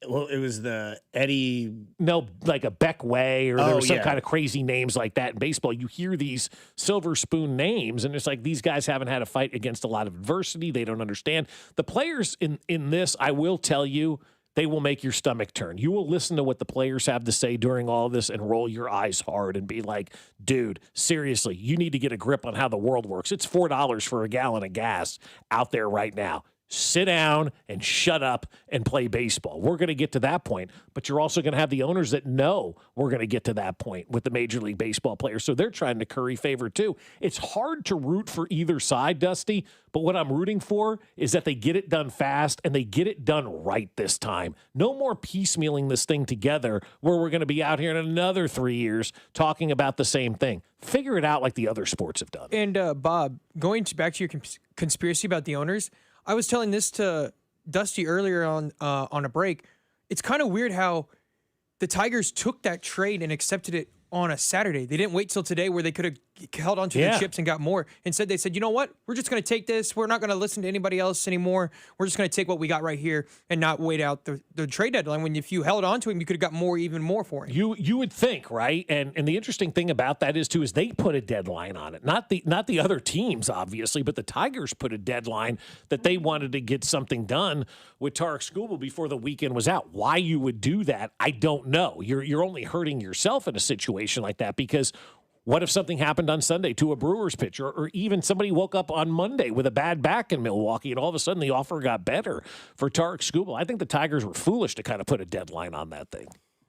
I think the other interesting thing is that, and maybe baseball has gotten to a point where its popularity is starting to kind of show signs of growth throughout different generations, right? You have people that are my father's age who have been, wrecked twice in their life when it comes to baseball, going back to the 90s with steroids, and then before that, the lockout. Mm-hmm. And then this happens. So some people, it's just like you're used to this like violent relationship. So you're like, well, it's always going to be something. Right. But you also have people now where the game has evolved to a youth where it's like, yeah, why haven't we done this? And it is hard to give, I don't know, it is hard to like have something so long and then out of nowhere overnight, it's like, so it's going to be different now. Mm-hmm. And we've seen the reports from Bryce Harper, who, again, kind of like these athletes we watch throughout time. And then as they get older, you start to kind of have a new skewed opinion of them. You saw him and Mattingly kind of not personally going at it, but kind of having those offset comments of, yeah, we could really use a guy. Yeah. And then it's Don Mattingly saying, so you don't believe in your team. That's not really what the look we want to have. This is all just verbatim what I'm saying. But then you go back to last year when Manfred came into the locker room and Bryce Harper basically stood up and was like, you can get the F out. Right. And we're not doing this here. So I do kind of see, if I'm playing both sides of the conversation, I see why players would be like, why now? Oh, and it's yeah, like, because you're watching this happen, and the Dodgers are like, well, we're just going to keep doing this because we're allowed to within the rules of the game. Whether you like it or not, we can do this. That's right. And other teams can do this as well. They're not. The Dodgers are saying we're proving that we can do this because we're furloughing a ton of money. It's like, what, 18.1 billion or something like that in money, or whatever it is. They have 1.08 billion left in deferred money. Yeah, which is crazy to think. That's more than what the Royals sold for. But also things change throughout time, right?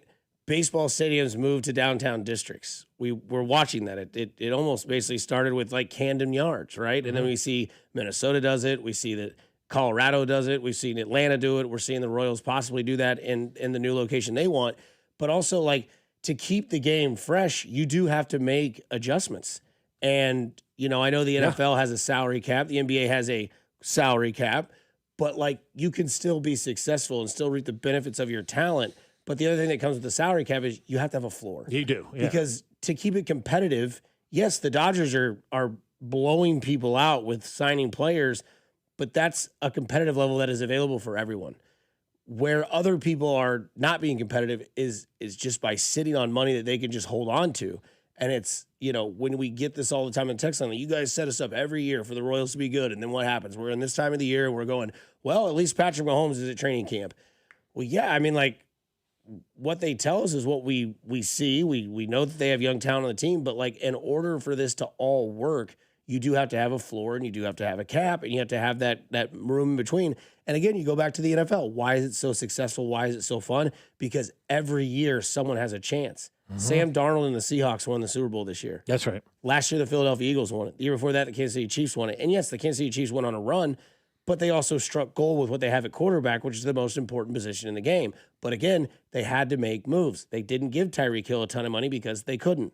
They couldn't go out and get top 5 wide receiver free agent because they had money locked up elsewhere. And that's why football is so pendulum breaking on if you sign a guy, like what's his age. In baseball, you'll see a 33-year-old get a ton of money. You're like, why do they do that? Well, he's, it's not the NFL. We can still get, mileage out of these players. So without a cap, and without a floor, the game's not going to go anywhere. And that's where the hardest part is discussing something brand new and renovating to somebody who's never had to deal with that in their lifetime. Well, look, I can take this and make it very simple, too, and not have a salary cap or have a salary floor in baseball, but it would force the owners into not spending, but sharing more of their money. Like, when you look at what the Dodgers get for their TV money at $250, $300 million per year, and then the Royals are getting, pennies on the dollar for that, that just doesn't make any sense. And there is a way to solve all of this, and it is where you take your local TV revenue and make that part of the central fund. And for those who don't know why you would, the central fund is basically all the shared revenue, the national TV deals, merchandise deals,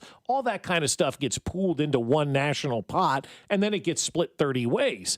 TV revenue locally does not get put in to that central fund pot. And so while the Royals are trying to, live life at whatever it is now, I don't even know, let's say $25 million per year from their local TV, and the Dodgers are getting 10 times that, that's where the disparity is. And so if you started to force all the owners to put their local TV money into the central fund and have that now divided by 30, that makes things a lot more economically balanced in Major League Baseball. And then maybe you wouldn't have to have a salary cap or a salary floor. But the owners aren't willing to part with their money because they still want their own. And so you have essentially 30 little fiefdoms out there trying to fight for their own, but yet then trying to do it all together, and they're all stabbing each other in the back, and you have different owners that have different agendas as well. And so that's why this situation is such a mess. Owners aren't on the same page, and I can tell you, by the time February rolls around, the players aren't going to be on the same page either, because the guys making the league minimum are going to need to get to work. According to Bob Nightingale, the next team to look out for the trade deadline today, the Philadelphia Phillies, are now on the lookout for veteran starting pitching. They just traded for Luis Ariz as well. So they got their leadoff guy, and now they go get their pitching help that they might need as well. As long as information comes out, we will give you that as the trade deadline ends 5 o'clock Central Time here in Kansas City. But coming up, Danan Hughes joined us earlier to talk about the receivers and the additions to this team of what happened Friday in practice. Don't forget also Kingsley Suamataia after practice sits down with Cody and Gold, who are live in St. Joe. We'll get into that next here on 96.5 The Fan, your home for Kansas City sports. Good morning, Kansas City. It's Jack Caglione, and you're listening to Fescoe and Dusty. Weekday mornings starting at 6 right here on 96.5 The Fan. Brought to you by Golden Oak Lending. Do you need extra cash? Golden Oak Lending can convert your home's equity into cash in as little as 14 days. Let Golden Oak Lending cure your blues. 96.5 The Fan. Meet Taylor Burks, the woke liberal play-acting Republican to run for Congress. Burks bankrolled and praised a never-Trumper, then attacked President Trump and his supporters. Burks' PAC even endorsed a Democrat who backed Hillary Clinton for president. Never Trump money, Democrat endorsement, liberal applause. And while serving on the board of Truman State University, Taylor Burks oversaw the school's transition into a cesspool of woke garbage. Under his watch, a performance of the vulgar vagina monologues, mocking conservative values, and a pride exchange closet, providing new clothes after sex changes, the go-to boutique for trans students looking for a wardrobe tailored to them. Woke Taylor Burks, a bad fit for Missouri. The two-faced liberal phony we can't trust. Win It Backpack is responsible for the content of this ad. Paid for by Win It Backpack. Not authorized by any candidate or candidates committee. WinItBackpack.com. DQ presents the Blizzard Double Flip Deal. For a limited time, when you buy one Blizzard treat, you get a second for just 99 cents. That's 2 Blizzards, 2 spoons, 2 flavors, and 2 flips. So don't miss out on the Blizzard Double Flip Deal, available only for a limited time and happening now at DQ. Because the only thing better than a Blizzard treat is a second Blizzard treat for just 99 cents. It's a deal to flip for. The Blizzard Double Flip Deal. Participation may vary. Baseball fans, you think you know who's hitting a homer today? Well, FanDuel's giving you a free chance to call your shot with Daily Dingers. Joining the action is easy. Just make your free pick on who's hitting a home run in their game, and if you're right, you'll get a profit boost to use on your next bet for a chance at extra winnings. You got nothing to lose and a lot to gain, and you can make a free pick every day during the MLB season. It's just another reason why FanDuel's the home for home runs. If you're ready to play your game today, join all the action at FanDuel.com/local. That's FanDuel.com/local to play Daily Dingers and make your free pick on who's hitting a homer. Swing for the fences on FanDuel, an official partner of the MLB and 96.5 The Fan. 21 and present in Missouri. No purchase necessary. Opt-in required. Bonus issued as non-withdrawable profit boost tokens. Restrictions apply, including any token expiration and max wager amount. See terms at sportsbook.fanduel.com. Gambling problem? Call 1-800-GAMBLER. The last 3 days of our summer sale are here. Save from 30 to 50% on suits, sports coats, and sportswear at Peter's Clothiers. Find the look you want at the price you'll love. Visit Peter's Clothiers at 124th and State Line. Oh, hey, Sarah. Did you hear my daughter Katie got Camper of the Week? That's a big deal. We got a big deal too, right, Mom? Honey, shh.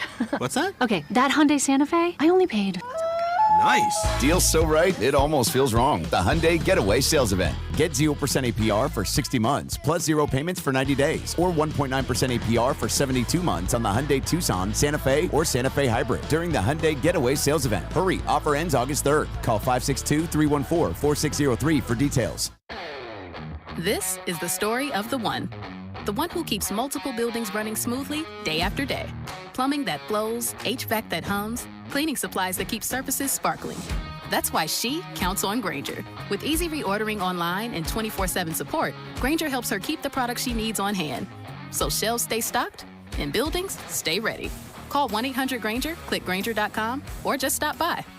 Grainger, for the ones who get it done. Car, truck, or motorcycle wreck? Remember, Mike's got this. Paid for client betrayal and endorsement. The choice of a lawyer is an important decision and should not be based solely upon advertisements. Give me one good reason why I should call DM Law. How about 3 great reasons? 1, it's easy. 2, it's fast. 3, the results. Mike's got this. 816-888-7500. Mike's got this.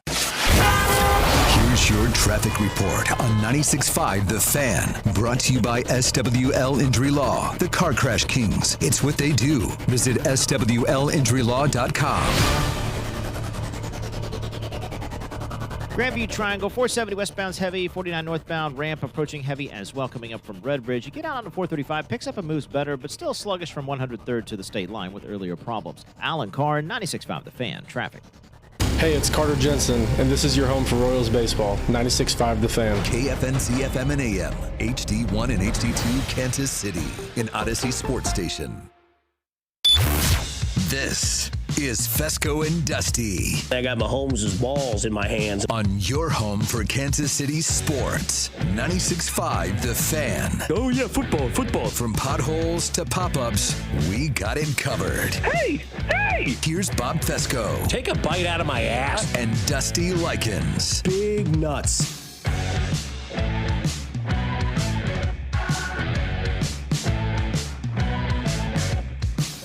All right, first day of pads. The pajamas are no longer. It is a real man's sport now. Let's go. This comes from Ron Kopp. We know him, one of my good buddies that does a lot of good work for Arrowhead Pride. He says, okay, Trey Smith is really going through it this morning off to the side of offensive line warmups. Loudly dry heaving, quote, saying, "Nah, I'm good, man," but keeps going back to the side for a little bit, playing through something this morning. They had an off day yesterday, right? Yeah. And then you're back up in the hot and the humidity of St. Joe and the pads for the first time. Oh, I can't imagine what your body's going through today. Brooks Raley Brooks Raley for the Mets. He's now in the Phillies. Oh, he's out in the Phillies? Yeah. Okay. So there's your pitcher. No relation to Cal, right? Yeah, Raleigh, spelled different, but have they tried to trade him yet? Brooks Raley. Yes, yeah, Raley. Yes. Brooks Raley. I see the name. Raley. Yeah. Raley. Like the coffee, but like the drink, but spelled different. So obviously we've got the pads are on. The practices start to mean a little bit more. Obviously, as you start to ramp up for preseason football, your first preseason football game will be Thursday night, Hall of Fame game, Cardinals and Panthers. So set your evening up respectfully for that. 8 minutes. That's right. That's all it is. That's okay, and it's great. That's all I need. I want some tapas. You know, I want a little small plate. I don't need to get the full meal yet. Who watches more of that game, Mac or Binkley or Drew? Ooh, wild card. Total wild card, bro. You can't do that to me because the answer is Start Drew. Bench cut. Drew, Mac, Binkley on who watches more Thursday night football because Mac will be back. You're right. Start. Oh, I think it's going to be Mac because he's going to be deprived of it because he's been in Hawaii. But nobody's had football. It's not like, and Hawaii has TV channels. He also hasn't had sports. Yeah, well. that we know of. Well, I have seen some tweets, you know. So, you're on your honeymoon. You shouldn't be tweeting. So he will get reprimanded for that on Thursday when when he returns. And then, so I'm going to start bench cut. I'm going to start Drew. I'm going to bench Binkley and I'm going to cut Mac. I don't have anything wrong with that. All three could have a podcast the next day of what they saw in the first game. That's right. What is Binkley going to see in that game? Yeah, well, Larry Fitzgerald looks like he should go out there and do it. Mm-hmm. Take him on the Chiefs. I think Larry Fitzgerald would be the best wide receiver on the Cardinals right now if you put him back out there. Mm-hmm. Binkley's got a southern draw. Yeah, he does. A little bit of a southern draw for Jay, yeah. But Danan Hughes, who joined us earlier today, talking about what happened to Cyrus Allen, because as you had mentioned earlier, you're like, all right, I've seen a lot of people freaking out. Why is this fifth rounder taking punts and running special teams?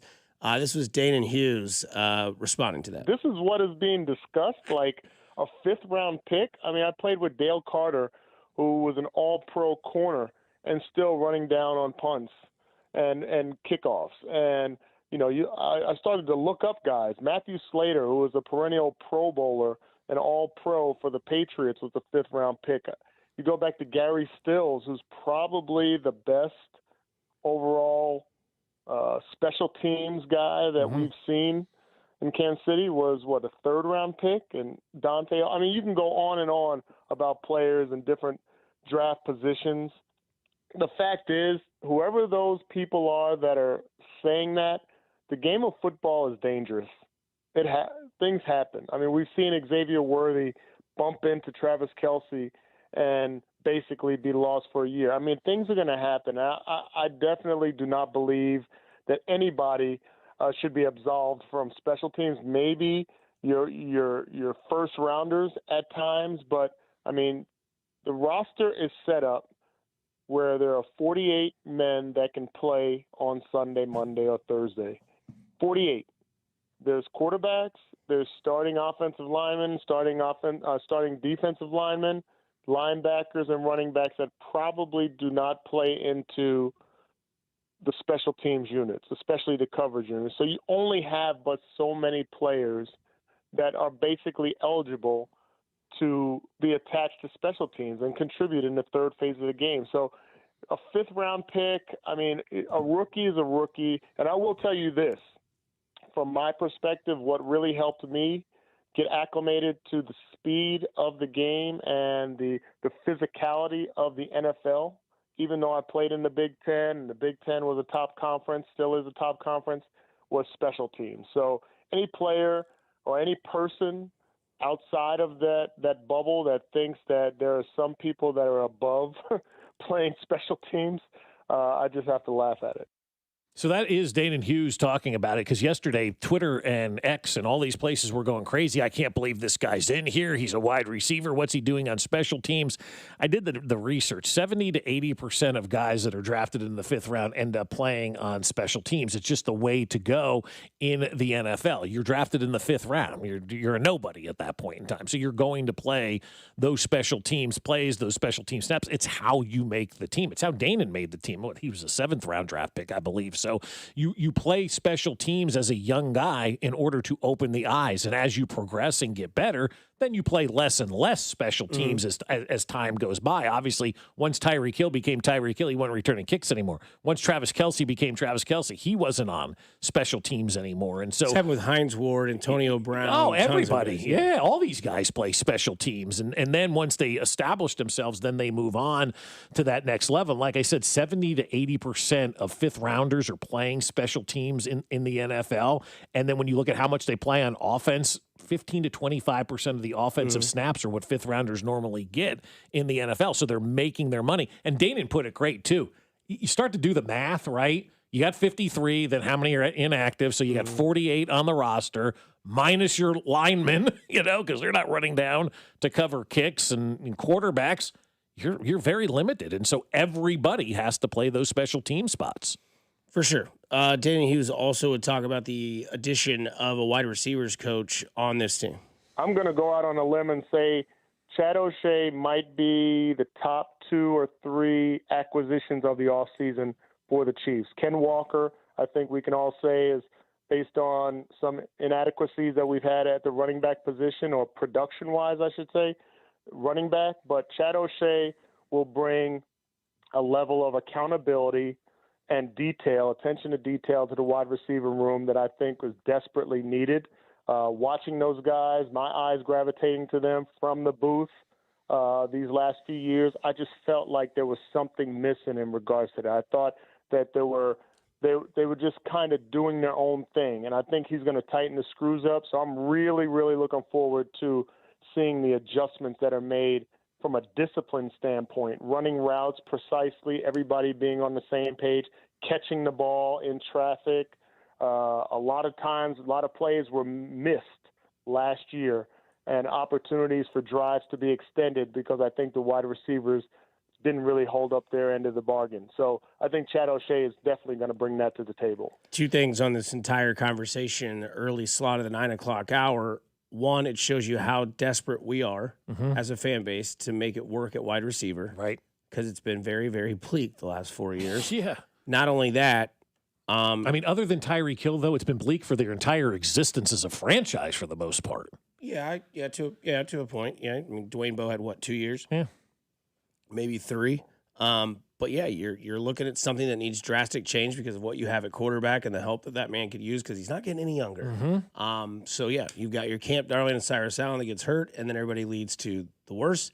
And then you have Chad O'Shea, who's coming in to take over for Connor Embry, where the wide receiver room was lacking either accountability, as you mentioned, or more knowledge on that. Yep. Hey, coming up on the other side, we have a really sweet giveaway that I want to get here for you. It is going to be for a wonderful tournament that I'm going to go to on Saturday and Sunday, but we're going to give away a pair of tickets every day this week in the 9-17 block. To caller number 5, we'll play a drop, but you'll have a chance to win a pair of tickets to the Advent Health Championship at Blue Hills Country Club. We'll also have a club pro join the show this week as well, probably Friday. Nice. To talk about that. But again, PGA Tour cards are on the line. You're going to get yours? Oh, yeah, right. What do you think you could shoot in this tournament? From where they shoot? Yeah. 120. Oh, really? If not higher. If I finish. Okay. Wow. If I finish. So I'm saying go play 4 days of this thing. I'm a 15 to 14 handicap. Okay. So 72's par. Yeah. So 82. I'm shooting 85 to 86. Okay. That's good. On a course that's like what I play, like Adams Point. Yeah, not Blue Hills. Not Blue Hills Country Club. Okay. I mean, this rough is thicker than my hair when I let it grow. Don't go in the rough, though. Okay, yeah. Thanks, Coach. So listen for the drop. We'll play it on the other side. Stay tuned in here as you have a chance to win a pair of tickets to the Advent Health Championship at Blue Hills Country Club. We'll be right back talking more about what happened over the weekend in the world of sports here at 96.5 The Fan, your home for Kansas City sports. You're listening to Fescoe and Dusty, analytically the best morning radio show in Kansas City, as voted by people. There's a lot of people talking out of their butt. Fescoe and Dusty is brought to you by Golden Oak Lending. Do you need extra cash? Golden Oak Lending can convert your home's equity into cash in as little as 14 days. Let Golden Oak Lending cure your blues. 96.5 The Fan. Hey, the summer's rolling along, and that means the heat's going to stay there, which means you need to cool down with a Surfside. You know what I'm talking about. You go out to the K, you're watching the game, 0 bubbles, 0 troubles in your hand with a Surfside. Grab a delicious Surfside today. It's only 100 calories, and the best part is 0 bubbles. That means there's 0 troubles. So it's easy to sip and enjoy while you're at the game or hanging at the tailgate. Also, ask for Surfsides at your local bar and liquor store and grab it at the game. You must be 21 years of age. Please drink responsibly. Kansas City storms can leave behind roof damage you can't always see. Hail and high winds may have compromised your roof, even if everything looks fine from the ground. That's why Century Roofing offers a free roof inspection and handles the insurance process from start to finish. For over 36 years and more than 36,000 roofs installed, homeowners have trusted Century Roofing. Voted best roofing company in Johnson County for 5 years straight and best in Kansas City 2 years in a row. KC-based and female-owned. Visit CenturyRoofingKC.com. Century Roofing. Trust the pillars of strength. What if you could have the most reliable fiber-powered Wi-Fi? And get this, what if you could keep it at the same price for 5 years guaranteed?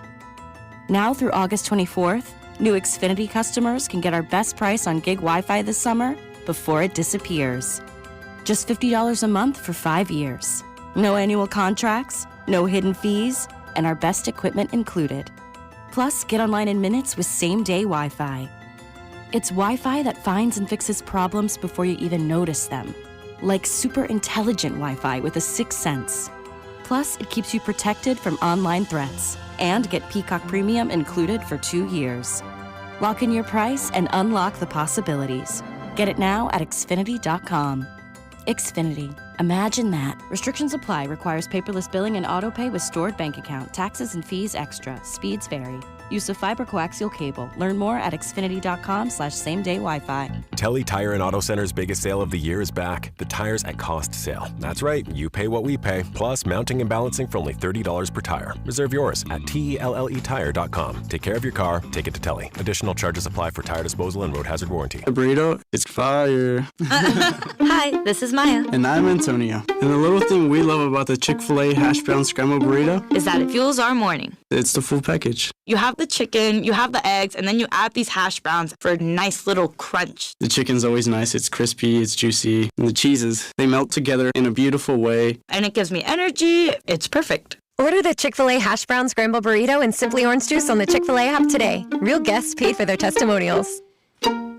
This is the story of the one. As a maintenance engineer at a beverage manufacturing plant, he starts his day knowing every line is ready to run because Grainger delivers the industrial-grade products he needs to keep mixers, conveyors, and packaging equipment moving. With Grainger's vast selection of bearings, belts, and motors, he keeps operations running smoothly, so nothing grinds to a halt. Call 1-800-GRAINGER, click Grainger.com, or just stop by. Grainger, for the ones who get it done. Sometimes historic events suck. But what shouldn't suck is learning about history. I do that through storytelling. History That Doesn't Suck is a chart-topping history-telling podcast, chronicling the epic story of America, decade by decade, from the 18th century to the 20th. Original music and immersive sound design accompany us on our storytelling journey. Listen to and follow History That Doesn't Suck, an Odyssey podcast, available now on Apple Podcasts, Spotify, or wherever you get your podcasts. Men, erectile dysfunction can affect much more than just your sex life. It can create stress in relationships, leading to feelings of anxiety or embarrassment, and impact your overall confidence and well-being. This is Jeff for Heartland Men's Health, and we specialize in treating men's sexual health issues to help men find solutions that fit their individual needs. ED is a frustrating condition, and many men suffer for years without seeking treatment. But the good news is that if you're like most men, we have the answer. Our licensed medical providers will evaluate your specific medical situation and recommend a plan designed for you. And these advanced medical therapies work, with treatments having success rates of well over 90%, which means you and the one you love can have great sex again without the fear and worry of ED. You can even last up to an hour or more, and you may just find you're performing like you haven't in years. So call us. Your initial visit is just $99 and includes blood work, a medical consult, and if medically advised, a test dose. And if that test dose doesn't work in the office, your visit is free. Call 844-447-6600 or go to heartlandmenshealth.com. Today, expect sunny skies with a high of 89. Weather brought to you by Staples. It's the most wonderful time of the year at Staples. They've got back-to-school supplies as low as 25 cents, up to 40% off select tech and more at staples.com/back-to-school. Staples, that was easy. You're listening to 96.5 The Fan from the DM Injury Law Studios. Mike's got this.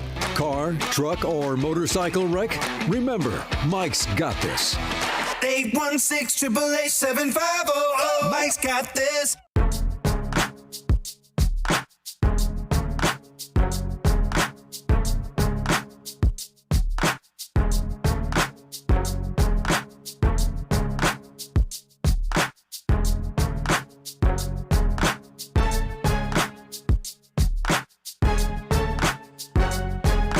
Right back at it here on Fescoe and Dusty with JT Noah. Here on a Monday. Gotta love today. I know not everybody's schedule is the same, but Monday is a big chore knockout day for your boy here. You do it on Monday, huh? I get everything I need to possibly get done by at least Wednesday. Okay. And that way, because, you know, me, I still kind of live probably a little bit more dangerously than I should, but I like to work for the weekend. Mm-hmm. You know, I like to, take advice from people that I've heard in my life that say, you know what, do things for yourself. Yes. Right? Yeah. You get up every day at 4 o'clock in the morning, you do a show from 6 to 10. You got a lot of time on your hands to go home and knock things out, whether it be mow or laundry or clean or whatever. And then by the time it gets to Thursday, I'm like, well, I got everything done. Yeah. So by the time Friday gets here and it's 11 o'clock, it's like, hey, who's ready to start the weekend? You get everything done. Yeah, Correct. Absolutely. Yeah. But obviously there's a pretty cool thing coming up when it comes to the golf world. And I think the thing that's great about it is you have at Blue Hills Country Club, you have the Advent Health Tournament, which is really pretty awesome because when it comes to that, you have guys that will eventually be on the tour because they play for their PGA Tour cards. So we want to have you all have a chance to go to this. And we're going to give away a pair of tickets every day this week in this time slot. So 9:20, Monday through Friday. You're going to want to hear a random drop. Today's drop is Josh Fringer can kick Alex Gold's ass, according to Burns, what he said. So when you hear that drop here in the next 5 or so minutes, you want to be caller number 5. You got to tell JT, totally respect the shoe game when it comes to making whoopee. Got to tell him that he's awesome, and you got to tell him thank you for filling in for Mac, who is still busy in Hawaii. So if you're asking why the Advent Health Championship at Blue Hills Country Club is so special, PGA Tour cards are on the line. That's cool. Guys, that's all you need to say right there, right? I was going to say, guys in the past that have been there that have won it and see future stars. You know, you got Cameron Young. You've got Sepp Straka. It's a nationally televised event on the Golf Channel. And Tom Watson is the tournament's official ambassador over there at Blue Hills Country Club, just right off state line. So caller number 5, when you hear that drop, you got a chance to win a pair of tickets. You just have to do what I told you, which is tell JT that he's awesome, tell him that you respect the shoe game during Whoopi, and thank him for filling in for Mac this week. But it was the story of the weekend. It was Tarek Skubal going to the Dodgers. It didn't really, I don't know, I've had a few moments in my life, like the jaw drop. Like it's almost similar. It's not the same as LeBron going to Philadelphia. Like when you take the lens and demagnify it, right, and go out, and you're like, okay, Golden State would have been fun. Because of the relationships that he had with the veterans. Right. Cleveland made sense, right? But when you look at it and you're like, okay, LeBron probably wants to win. Yeah. Okay. Well, then that means that he's going to go to the best team possible. Well, why not go to a team that has Embiid, Maxey, Jaylen Brown, yourself, as well as others on that roster, and then Philadelphia right to the top in the East, right? Yep. Tarek Skubal. So it didn't really like LeBron going to Philadelphia. It was like, okay, well, that was one of the 14. It was like, one of the teams, Miami, Cleveland, Golden State or Philadelphia. Those were there. When the moment baseball had its, winter meetings and Skubal and the Tigers were like, all right, let's talk about the future. And Skubal goes, this is where myself and my agent are thinking we're at. And the Tigers go, ooh, yeah, we're $10 to $15 million away from that, right? Like your per year. Correct. Like your children are like, Dad, I'd really love to have this car. Okay, we're about $10,000 to $15,000 off on what we think you're going to get. What we're looking at is more so over here. So when you look at it in that perspective, facetiously or not, as soon as I heard that they were that far away in negotiations of money, my first immediate thought, and I even told you, it's like, Skubal will be a Dodger, and in the next few years, Skeens will be a Yankee. Right. Yeah. One of the two future leg parlays has already happened. And then Skubal got hurt. The Tigers plummeted this year in the ratings of, or the rankings of the standings of the Central and of the AL. They knew the season was gone. They didn't know if they were ever going to be able to sign Skubal. So instead of letting him walk for free and go anywhere, they got at least what they could from the Dodgers, which 15th, 25th, and 100, whatever prospects, nobody knows who they are. And remember, he is an expiring contract as well. He's not on the Dodgers after this season. Yeah, there's no control. So you're getting less in return than you normally would get for a player with control. And the interesting thing, too, about the Tigers is they're only 2.5 back of the wild card at this point in time, right? When you look at where they are in the standings, a lot of teams that they're behind in the wild card, 5.5 back of the division, and they realized it was time to sell. They realized that they weren't going to get anything in return if they let this guy walk, so you might as well get something for him, even if it's not the greatest haul of all time. It's something, and maybe this ended up being the best package that they could have gotten for Tarek Skubal. Josh Fringer can kick Alex Gold's ass. That's right. You just heard the drop. Caller number 5. Tell JT he's awesome. Tell him he's doing just fine with his whoopee game, wearing tennis shoes, and tell him thank you for filling in for Mac. And you can have a chance at a pair of tickets to the Advent Health Championship at Blue Hills. Again, Blue Hills Country Club, that is. Chance to see guys get their PGA Tour cards. Every shot will matter in this tournament. It's also really fun if you don't get tickets to go out there. It's in your backyard. It's insane to see a guy hit a golf ball and see something that you will probably never do. Not probably, you will never do in your life. So caller number 5 there, talk to JT. The other thing that's interesting about this, too, is that I sent you the text, and I knew that you thought about it because I didn't see the immediate bubbles pop up. And I said, what do you think fans today are more frustrated with, the Dodgers or the season the Royals are having? Yeah, I think here in Kansas City, it's the season that the Royals are having. Do you think obviously. it's close? No, I don't. Okay. I do not. I think right now what we're looking at is a city.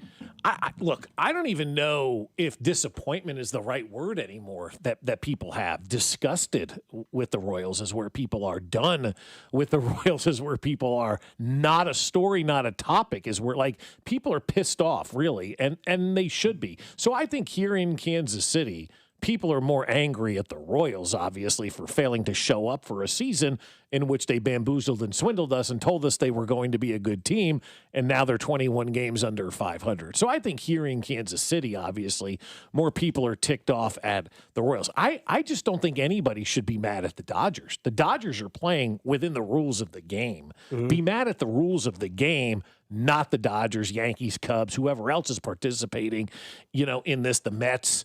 Be mad at the game. Don't be mad at the team for taking advantage of an opportunity that's presented to them. Royals 21 games under 500, 46 and 67. Don't forget, this year we have partnered with KCUC, who is donating $50 to Prostate Cancer Foundation for every home run the boys in blue hit this season. 1 in 8 men will face prostate cancer. Early detection saves lives. At KCUC, Kansas City's largest, most experienced, and most advanced urology team, you see the best in KC. Scheduled today at kcuc.com. $5,750 have been donated so far because the Royals have hit 115 home runs. So luckily they still have Jack Caglione playing, who hit a absolute missile on Saturday night against Colorado. But again, we talk about the trade deadline that is today, because I just saw, of course, the Royals Twitter feed. It's Woody from Toy Story 1 shaking the 8 ball. Yeah. Well, the Royals trade one of their 2 35-plus-year-old starters today in the middle of a losing season when they're generating trade interest, and the 8 ball, of course, says don't count on it. Yeah, and maybe you will, maybe you won't. I did get a text from somebody in the organization that said, look, I know what Bob Nightingale put out there and all this kind of stuff is out there, but the fact of the matter is that this organization right now is not going to say no to an offer they can't refuse. And it was like they'd listen, but they would need a strong offer, and there really hasn't been much action, is what I'm being told from the Royals, about moving one of these 3 players. Maybe that changes, maybe it doesn't, but they just wanted to let us know, to let the organization know that they're not really receiving the overwhelming offers out there right now. And if there is an overwhelming offer, they would make that move. It's such a tough spot to be in, too, Dusty, with maybe no baseball next year, maybe a little baseball next year. How do you really plan for it? I just look at this team right now, and I think, look, if it's in your mind that you're going to run this back in 27 with these same players, that's a failed mentality. These guys did not work out for the first 6 weeks of the season when nobody was hurt, right? Mm-hmm. Nobody produced the first 6 weeks of the season. So you can't say you're going to run this thing back. And that's why, for me, at 21 games under 500, just being swept by the Rockies, that's why I'm making those moves. But then Vern makes the compelling case as well. Who's pitching next year? Because this organization doesn't have anybody that can fill 5 spots in a rotation right now.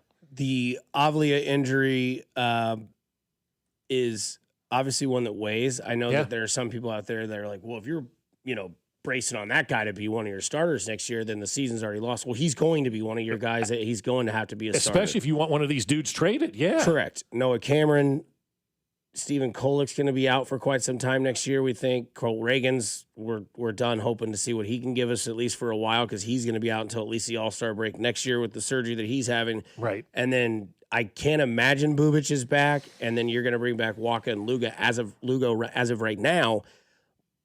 But again, I am kind of with it. Like, yes, you value these guys, and maybe there is a chance they can be somewhat valuable when you return to baseball the following season after this one. But the other question remains is, like, when do you start to, see, like, maybe the fall off happens? And I know maybe you don't see that this year with Waka with the continued success that he's had, the All-Star season. But again, the other flip side of that is like, this is when you can sell high. But if they're not selling high and they're not getting what they think they're going to get, they're also not going to make that deal. Right. And I don't want them to make a deal just for the sake of making a deal for a guy that's not on an expiring contract. I mean, it does make sense, right? In a perfect world in which we don't live, you do have Lugo and Waka in your rotation for next season. But again, we don't know what next season's going to bring. If it brings half a season, is that worth it keeping those guys around? Is it worth it trading and not getting what you want back in return? Or do you do what Vern said and wait till the season ends, and then you have about 60 days, 30 at the end of the regular season, and then 30 after the lockout ends, roughly. Maybe you can make a move for a Lugo or a Waka at that point in time and maybe get better offers. And so there's a lot to consider out there. You just don't want to trade for the sake of trading guys. But on the other hand, I'm looking at a season that there's nothing redeeming other than Carter and Cags. There's nothing redeeming from this season. Why are we holding on to guys when we could start the rebuild? But then again, Vern says the rebuild, there isn't anybody that can pitch next year. If they trade Lugo Waka, that's an organizational fail. That's an organizational problem being perpetrated out there by the leaders of this organization, that they can't trade guys because they may not, according to Vern, have the right guys in the minor league to fill the spots next year. Boy, and even Vern said, I'm looking at 28 right now. That's tough to hear that. Yeah. Coming from Vern, because, he's going to give it to you the way that he knows how to, and that's truthful and honest. Right. I don't know if it's this bad this year because I can't relate to this, but somebody says I'd rather eat my mother-in-law's cooking than watch the Royals currently. Wow. My mother-in-law's never cooked. Okay. Oh, really? Yeah. Yeah, same. My soon-to-be mother-in-law, I should say, does not cook. It's always the father-in-law. Yeah, my father-in-law always did a lot of the cooking as well. My mother-in-law makes a mean ham sandwich, I'm told. My mother-in-law, I was told, almost burned down the house while the father-in-law was out of town because she forgot to put water in the mac and cheese cup. Oh, no. Cup?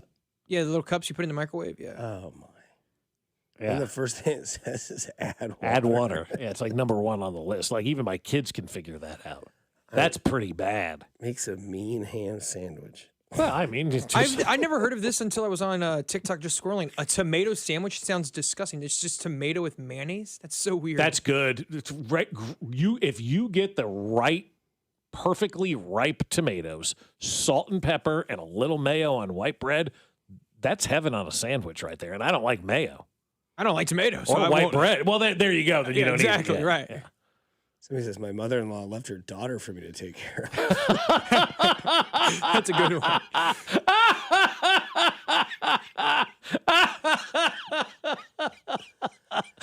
That's good. It's take great. The week. Yeah, get the month. Take the month of August, 913. That's great. My mother-in-law left her daughter for me to take care of. You feel that same energy? No, okay. I don't know. It's funny, but no. Yeah, but the Scooble to the Dodgers thing, I think will get more people that were just like, so the Dodgers got another stud. The Dodgers got now it's like, okay, this is enough. Right. Like maybe this is where, I'm not saying, because we used the metaphor earlier about the speed limit and somebody said, no, it's kind of like the dash pass, right? Like you get to skip the line and go on the rides because you pay a little bit more and everybody else has to wait their turn to get on the rides. This is basically what the Dodgers are doing. They're going, hey, we have no reason why we can't do this. We have everything we want, and we're going to continue to do this until we can't. And I forget who we were talking to about this, but they were like, the Dodgers it was Ben Maller. He's like, they should do this. Why not? It's getting ready to be taken away from them and everybody in baseball if this is the end result of the negotiations.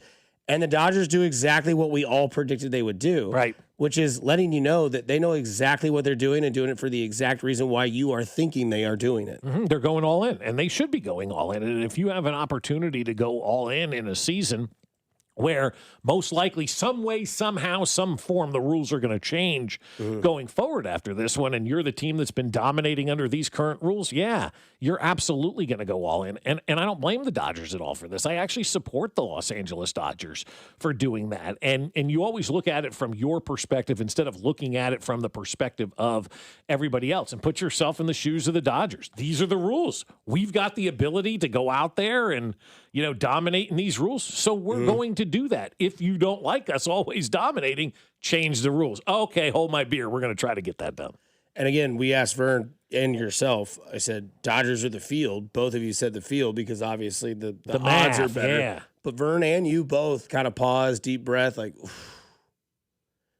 because I wonder what the favorite or what the odds are. Do you think the Dodgers are like a very small plus money to win the World Series at this point? I think I saw they were plus 150 yesterday. That's ridiculous. Yeah, I think that's what it was. It was either plus 150 or plus 250 for the Dodgers to go out there and win the World Championship. And so I thought that was kind of small. Right now it's at plus 140. Plus 140. You're right. That's right. I'm looking at it right now. It's the first team to three-peat since the 98-2000 Yankees. Who's got the second best odds? Yankees at plus 600. Wow, that's the jump. And Milwaukee's at plus 900. So if you want to go with the next NL, it's plus 900. If I gave you the NL or the field, would you? NL, easy. I would take the NL over the field. Yeah. Okay, because that would just be the NL or the AL. What would you do, though? NL or the field? What would you do? Field? Okay. You don't think the NL's going to win then? I mean, I don't know. Okay. I mean, I really don't know. Because I feel like the odds would actually be way lower for the Dodgers if they were in the AL. Like instead of plus 40, plus 140, I bet it'd be like plus 110 if you're in the AL. If not, it just may plus be 100. negative money. I was gonna say it might be like because they're gonna. They would think they would just automatically get to the AL championship game. Yep. Yeah, I mean, it is very different because seeing the news break and talk to some people Saturday night, downtown Lee Summit, and it's just like, yeah, I mean, we expected this. So it's not really like, and it goes back to the whole, like, do you think people are more frustrated the way this Royal season has gone, or, the Dodgers continue to just get away with this, not get away with it, do this. And everyone's response was literally like, well, we knew this was going to happen. Right. It's not like a random team, like, jaw drop, like, they got who? And we knew that Tarek Skubal would be like the first big domino to fall. And then after that, I mean, everybody that was inside baseball that does reporting on it, I don't think they went to bed last night. I don't think they've gone to bed since, as trades still continue to move through, as Arise has now gone from the Giants to the Phillies. Well, where's the outrage on that, though? That's a 2 or 3 time batting champ that's going to Philadelphia. Like nobody's getting their dander. Maybe later on as the day moves along, we'll realize that. But that's another version of the rich getting richer, right? Yeah, and they're moving Bryce Harper to the outfield. And Bryce Harper's moving to the outfield right now. Bohm's going to first, and Arise is going to second, and they said somebody else is moving to third. And so now Don Mattingly's really sticking it to Bryce Harper and putting him out in the outfield, right? Yeah, they said he brought his glove with him on the road trip, so I guess they knew something was up. But I follow someone for the Phillies, and he's a big fan, and he's upset that they're not moving Trey Turner. He hates Trey Turner at short. I guess he has over 20 errors already on the year. He's like, get him out of short. That's a lot. I mean, when you're trying to win a championship and you got to compete with the superpower that is the Dodgers. Somebody says in the text line, the White Sox last night were plus 155 to win. The Dodgers were plus 145 to win the World Series. Win the game yesterday, you mean? The White Sox were 155. The Dodgers are plus 145 to win it all.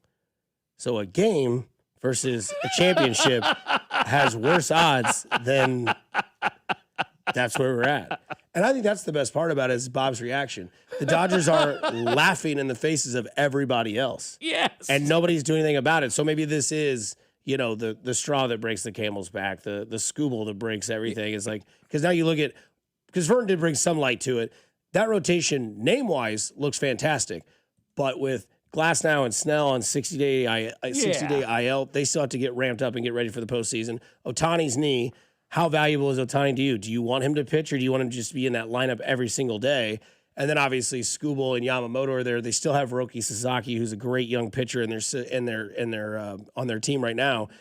They're going to be just fine, but they will be the team that everyone will pay attention to because of the star power they have. It's great for baseball. It really is. People are going to pay attention now to the postseason to see what happens to the Dodgers, right? Yeah, you're either hate watching or you're wanting them to win exactly. You're either hate watching or rooting for them to win it all. But and when you way, have what that, are you doing? You're watching. Correct. Here's the other thing about the Dodgers. It's not just their pitching. This is their roster right now. Mm-hmm. 50 All-Star appearances, 19 Silver Sluggers, 9 Gold Gloves, 6 MVPs, 4 Cy Youngs, 4 ERA titles, 3 Relievers of the Year, 1 pitching Triple Crown, 1 batting title. And 4 MVPs are to Ohtani. The other 2 are Betts and Freeman. Yeah.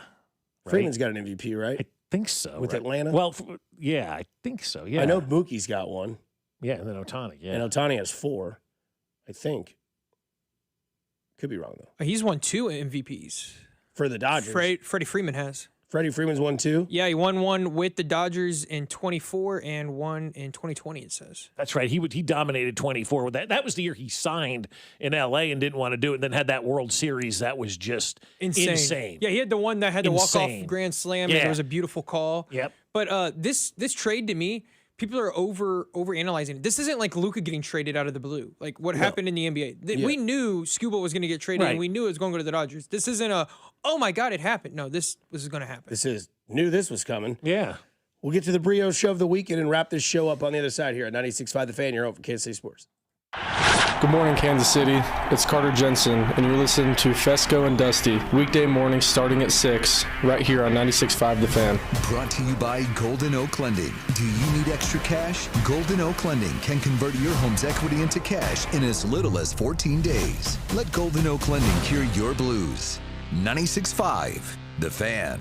Well, I'll tell you, my friends at Aspen Lawn and Pest Control are doing amazing things for our yard. And if they can do amazing things for our yard, think about what they can do for you. Because I guarantee you, your lawn is not what ours was about 18 months ago before we called our friends over at Aspen Lawn and Pest Control. I'm sure you have grass, right? We did not. I'm sure you don't have roots all over the place. Oh, we did as well. We had dirt spots. We had weeds. It was a miserable existence for our front yard. And we said, you know what? We're done with this. We can't figure it out. Let's let the college-educated professionals at Aspen Lawn and Pest Control take over. And they took over, and they created the best lawn on the block. These guys are amazing. And now we get to sit outside every single day and enjoy that lawn with no mosquitoes and no ticks or fleas or any of those vermin that run around, because we have the mosquito dome over our house that keeps us and our dog protected at all times. So right now, Aspen's going to give you a free estimate and up to half off your first application when you mention this ad. Just visit them now at aspenlawn.com.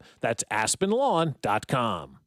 Meet Taylor Burks, the woke liberal play-acting Republican to run for Congress. Burks bankrolled and praised a never-Trumper, then attacked President Trump and his supporters. Burks' PAC even endorsed a Democrat who backed Hillary Clinton for president. Never Trump money, Democrat endorsement, liberal applause. And while serving on the board of Truman State University, Taylor Burks oversaw the school's transition into a cesspool of woke garbage. Under his watch, a performance of the vulgar vagina monologues, mocking conservative values, and a pride exchange closet, providing new clothes after sex changes, the go-to boutique for trans students looking for a wardrobe tailored to them. Woke Taylor Burks, a bad fit for Missouri. The two-faced liberal phony we can't trust. Win It Backpack is responsible for the content of this ad. Paid for by Win It Backpack. Not authorized by any candidate or candidates committee. WinItBackpack.com. Hi, I'm Jacob, your friend and an actual jeweler craftsman at Shane Company. I'm proud to work for a family business that's been committed to the highest quality standards for nearly 100 years. Your dream engagement ring is designed for quality every step of the way. We set your diamond by hand, not with machines. Prong tips are beautiful and secure, and intricate details are thoughtfully crafted. At Shane Company, there's no shortcuts, just craftsmanship. Because a friend knows true love deserves the highest quality. Visit us in store or at shaneco.com. Shane Company, your friend and jeweler. You're still glowing, flirting, grooving. You've still got it. But your immune system weakens as you age, making it harder to fight illnesses like pneumococcal pneumonia and RSV. Vaccines are a key part of any health routine and can help protect you from getting really sick. Ask your doctor or pharmacist which vaccines you need. See more at PfizerForAll.com. Sponsored by Pfizer.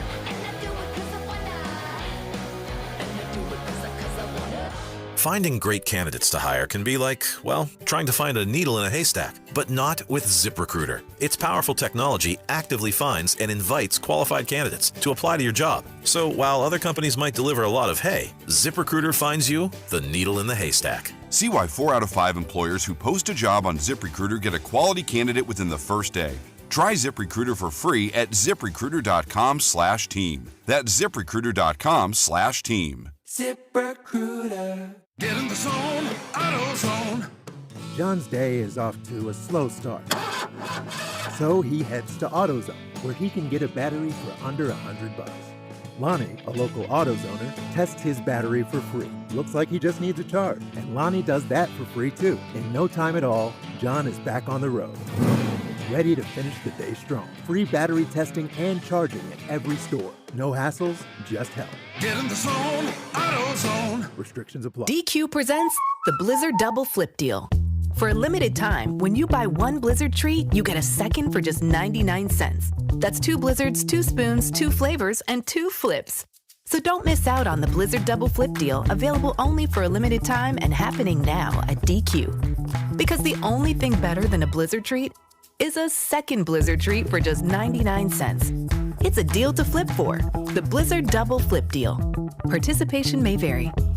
America is turning 250 this year, and Circus Sports is celebrating by offering all users in Missouri $250. Danan Hughes here, and for everyone in Missouri, all you have to do is deposit $250 on your Circus Sports app. Then play through that deposit. Once you do, Circus Sports will reward you with $250 right in your account. This is available for everyone in Missouri, new and existing users. Celebrate 250 years and find out more at circusports.com today. Must be 21 or older in Missouri. Gambling problem? Call 1-800-GAMBLER. Go to 965thefan.com for your chance to win Kansas City Chiefs scratch tickets, plus a chance for the grand prize Chiefs bundle, which includes a framed jersey and a signed photo. All thanks to our friends at the Kansas Lottery.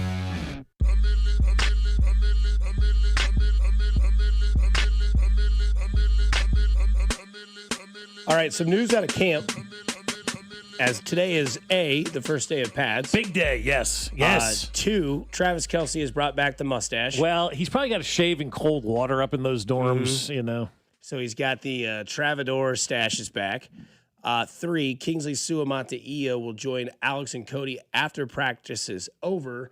And then developing story here. This comes from Pete Sweeney. Looks like it'll be Kahil Benson first, then Jalen Moore second, splitting reps at right tackle for today's initial padded practice. As mentioned in this morning's 53, he feels Benson has the early edge at right tackle. That's so the good. rookie out of Louisville getting more reps, at least as of now, than Jalen Moore. How about that? That's really good. I mean, obviously an undrafted free agent to become a starter on your team. Now, it's not good for Jalen Moore to get beaten out by an undrafted rookie. But again, sometimes those undrafted rookies just fall between the cracks and they end up like a 7th-round Isaiah Pacheco and people forget about them. And so you got to look at the positive side of things. The positive side is that, hey, they may have a starter that they got as an undrafted free agent at a position of need.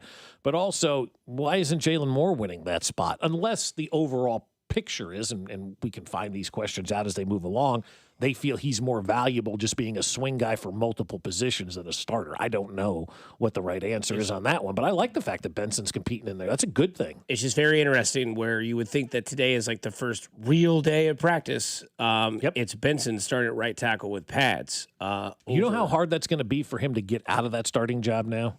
Like that's, look, I know from my days playing high school ball, like you line up the first day as the starter, unless you are totally awful, that's your spot.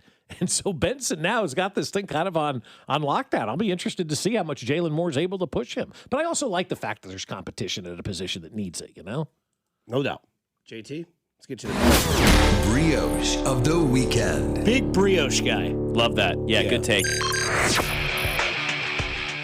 It is a Monday, so we get to the brioche of the weekend, presented by the Sheet Metal Workers Local Number 2. Bob, you got a brioche this weekend? I do, and it goes to, let's just say it goes to one of the all-time greats. Oh, say, can you see by the dawn's early light what so proudly we hailed at the twilight's last gleaming, whose broad stripes and bright stars through the perilous fight. So let's just get to it. That was a terrible anthem. Martha Reeves of Martha and the Vandells from the 1960s, opening the Women's Professional Baseball League with a rendition of the national anthem that nobody has ever heard before, and hopefully nobody will ever hear again.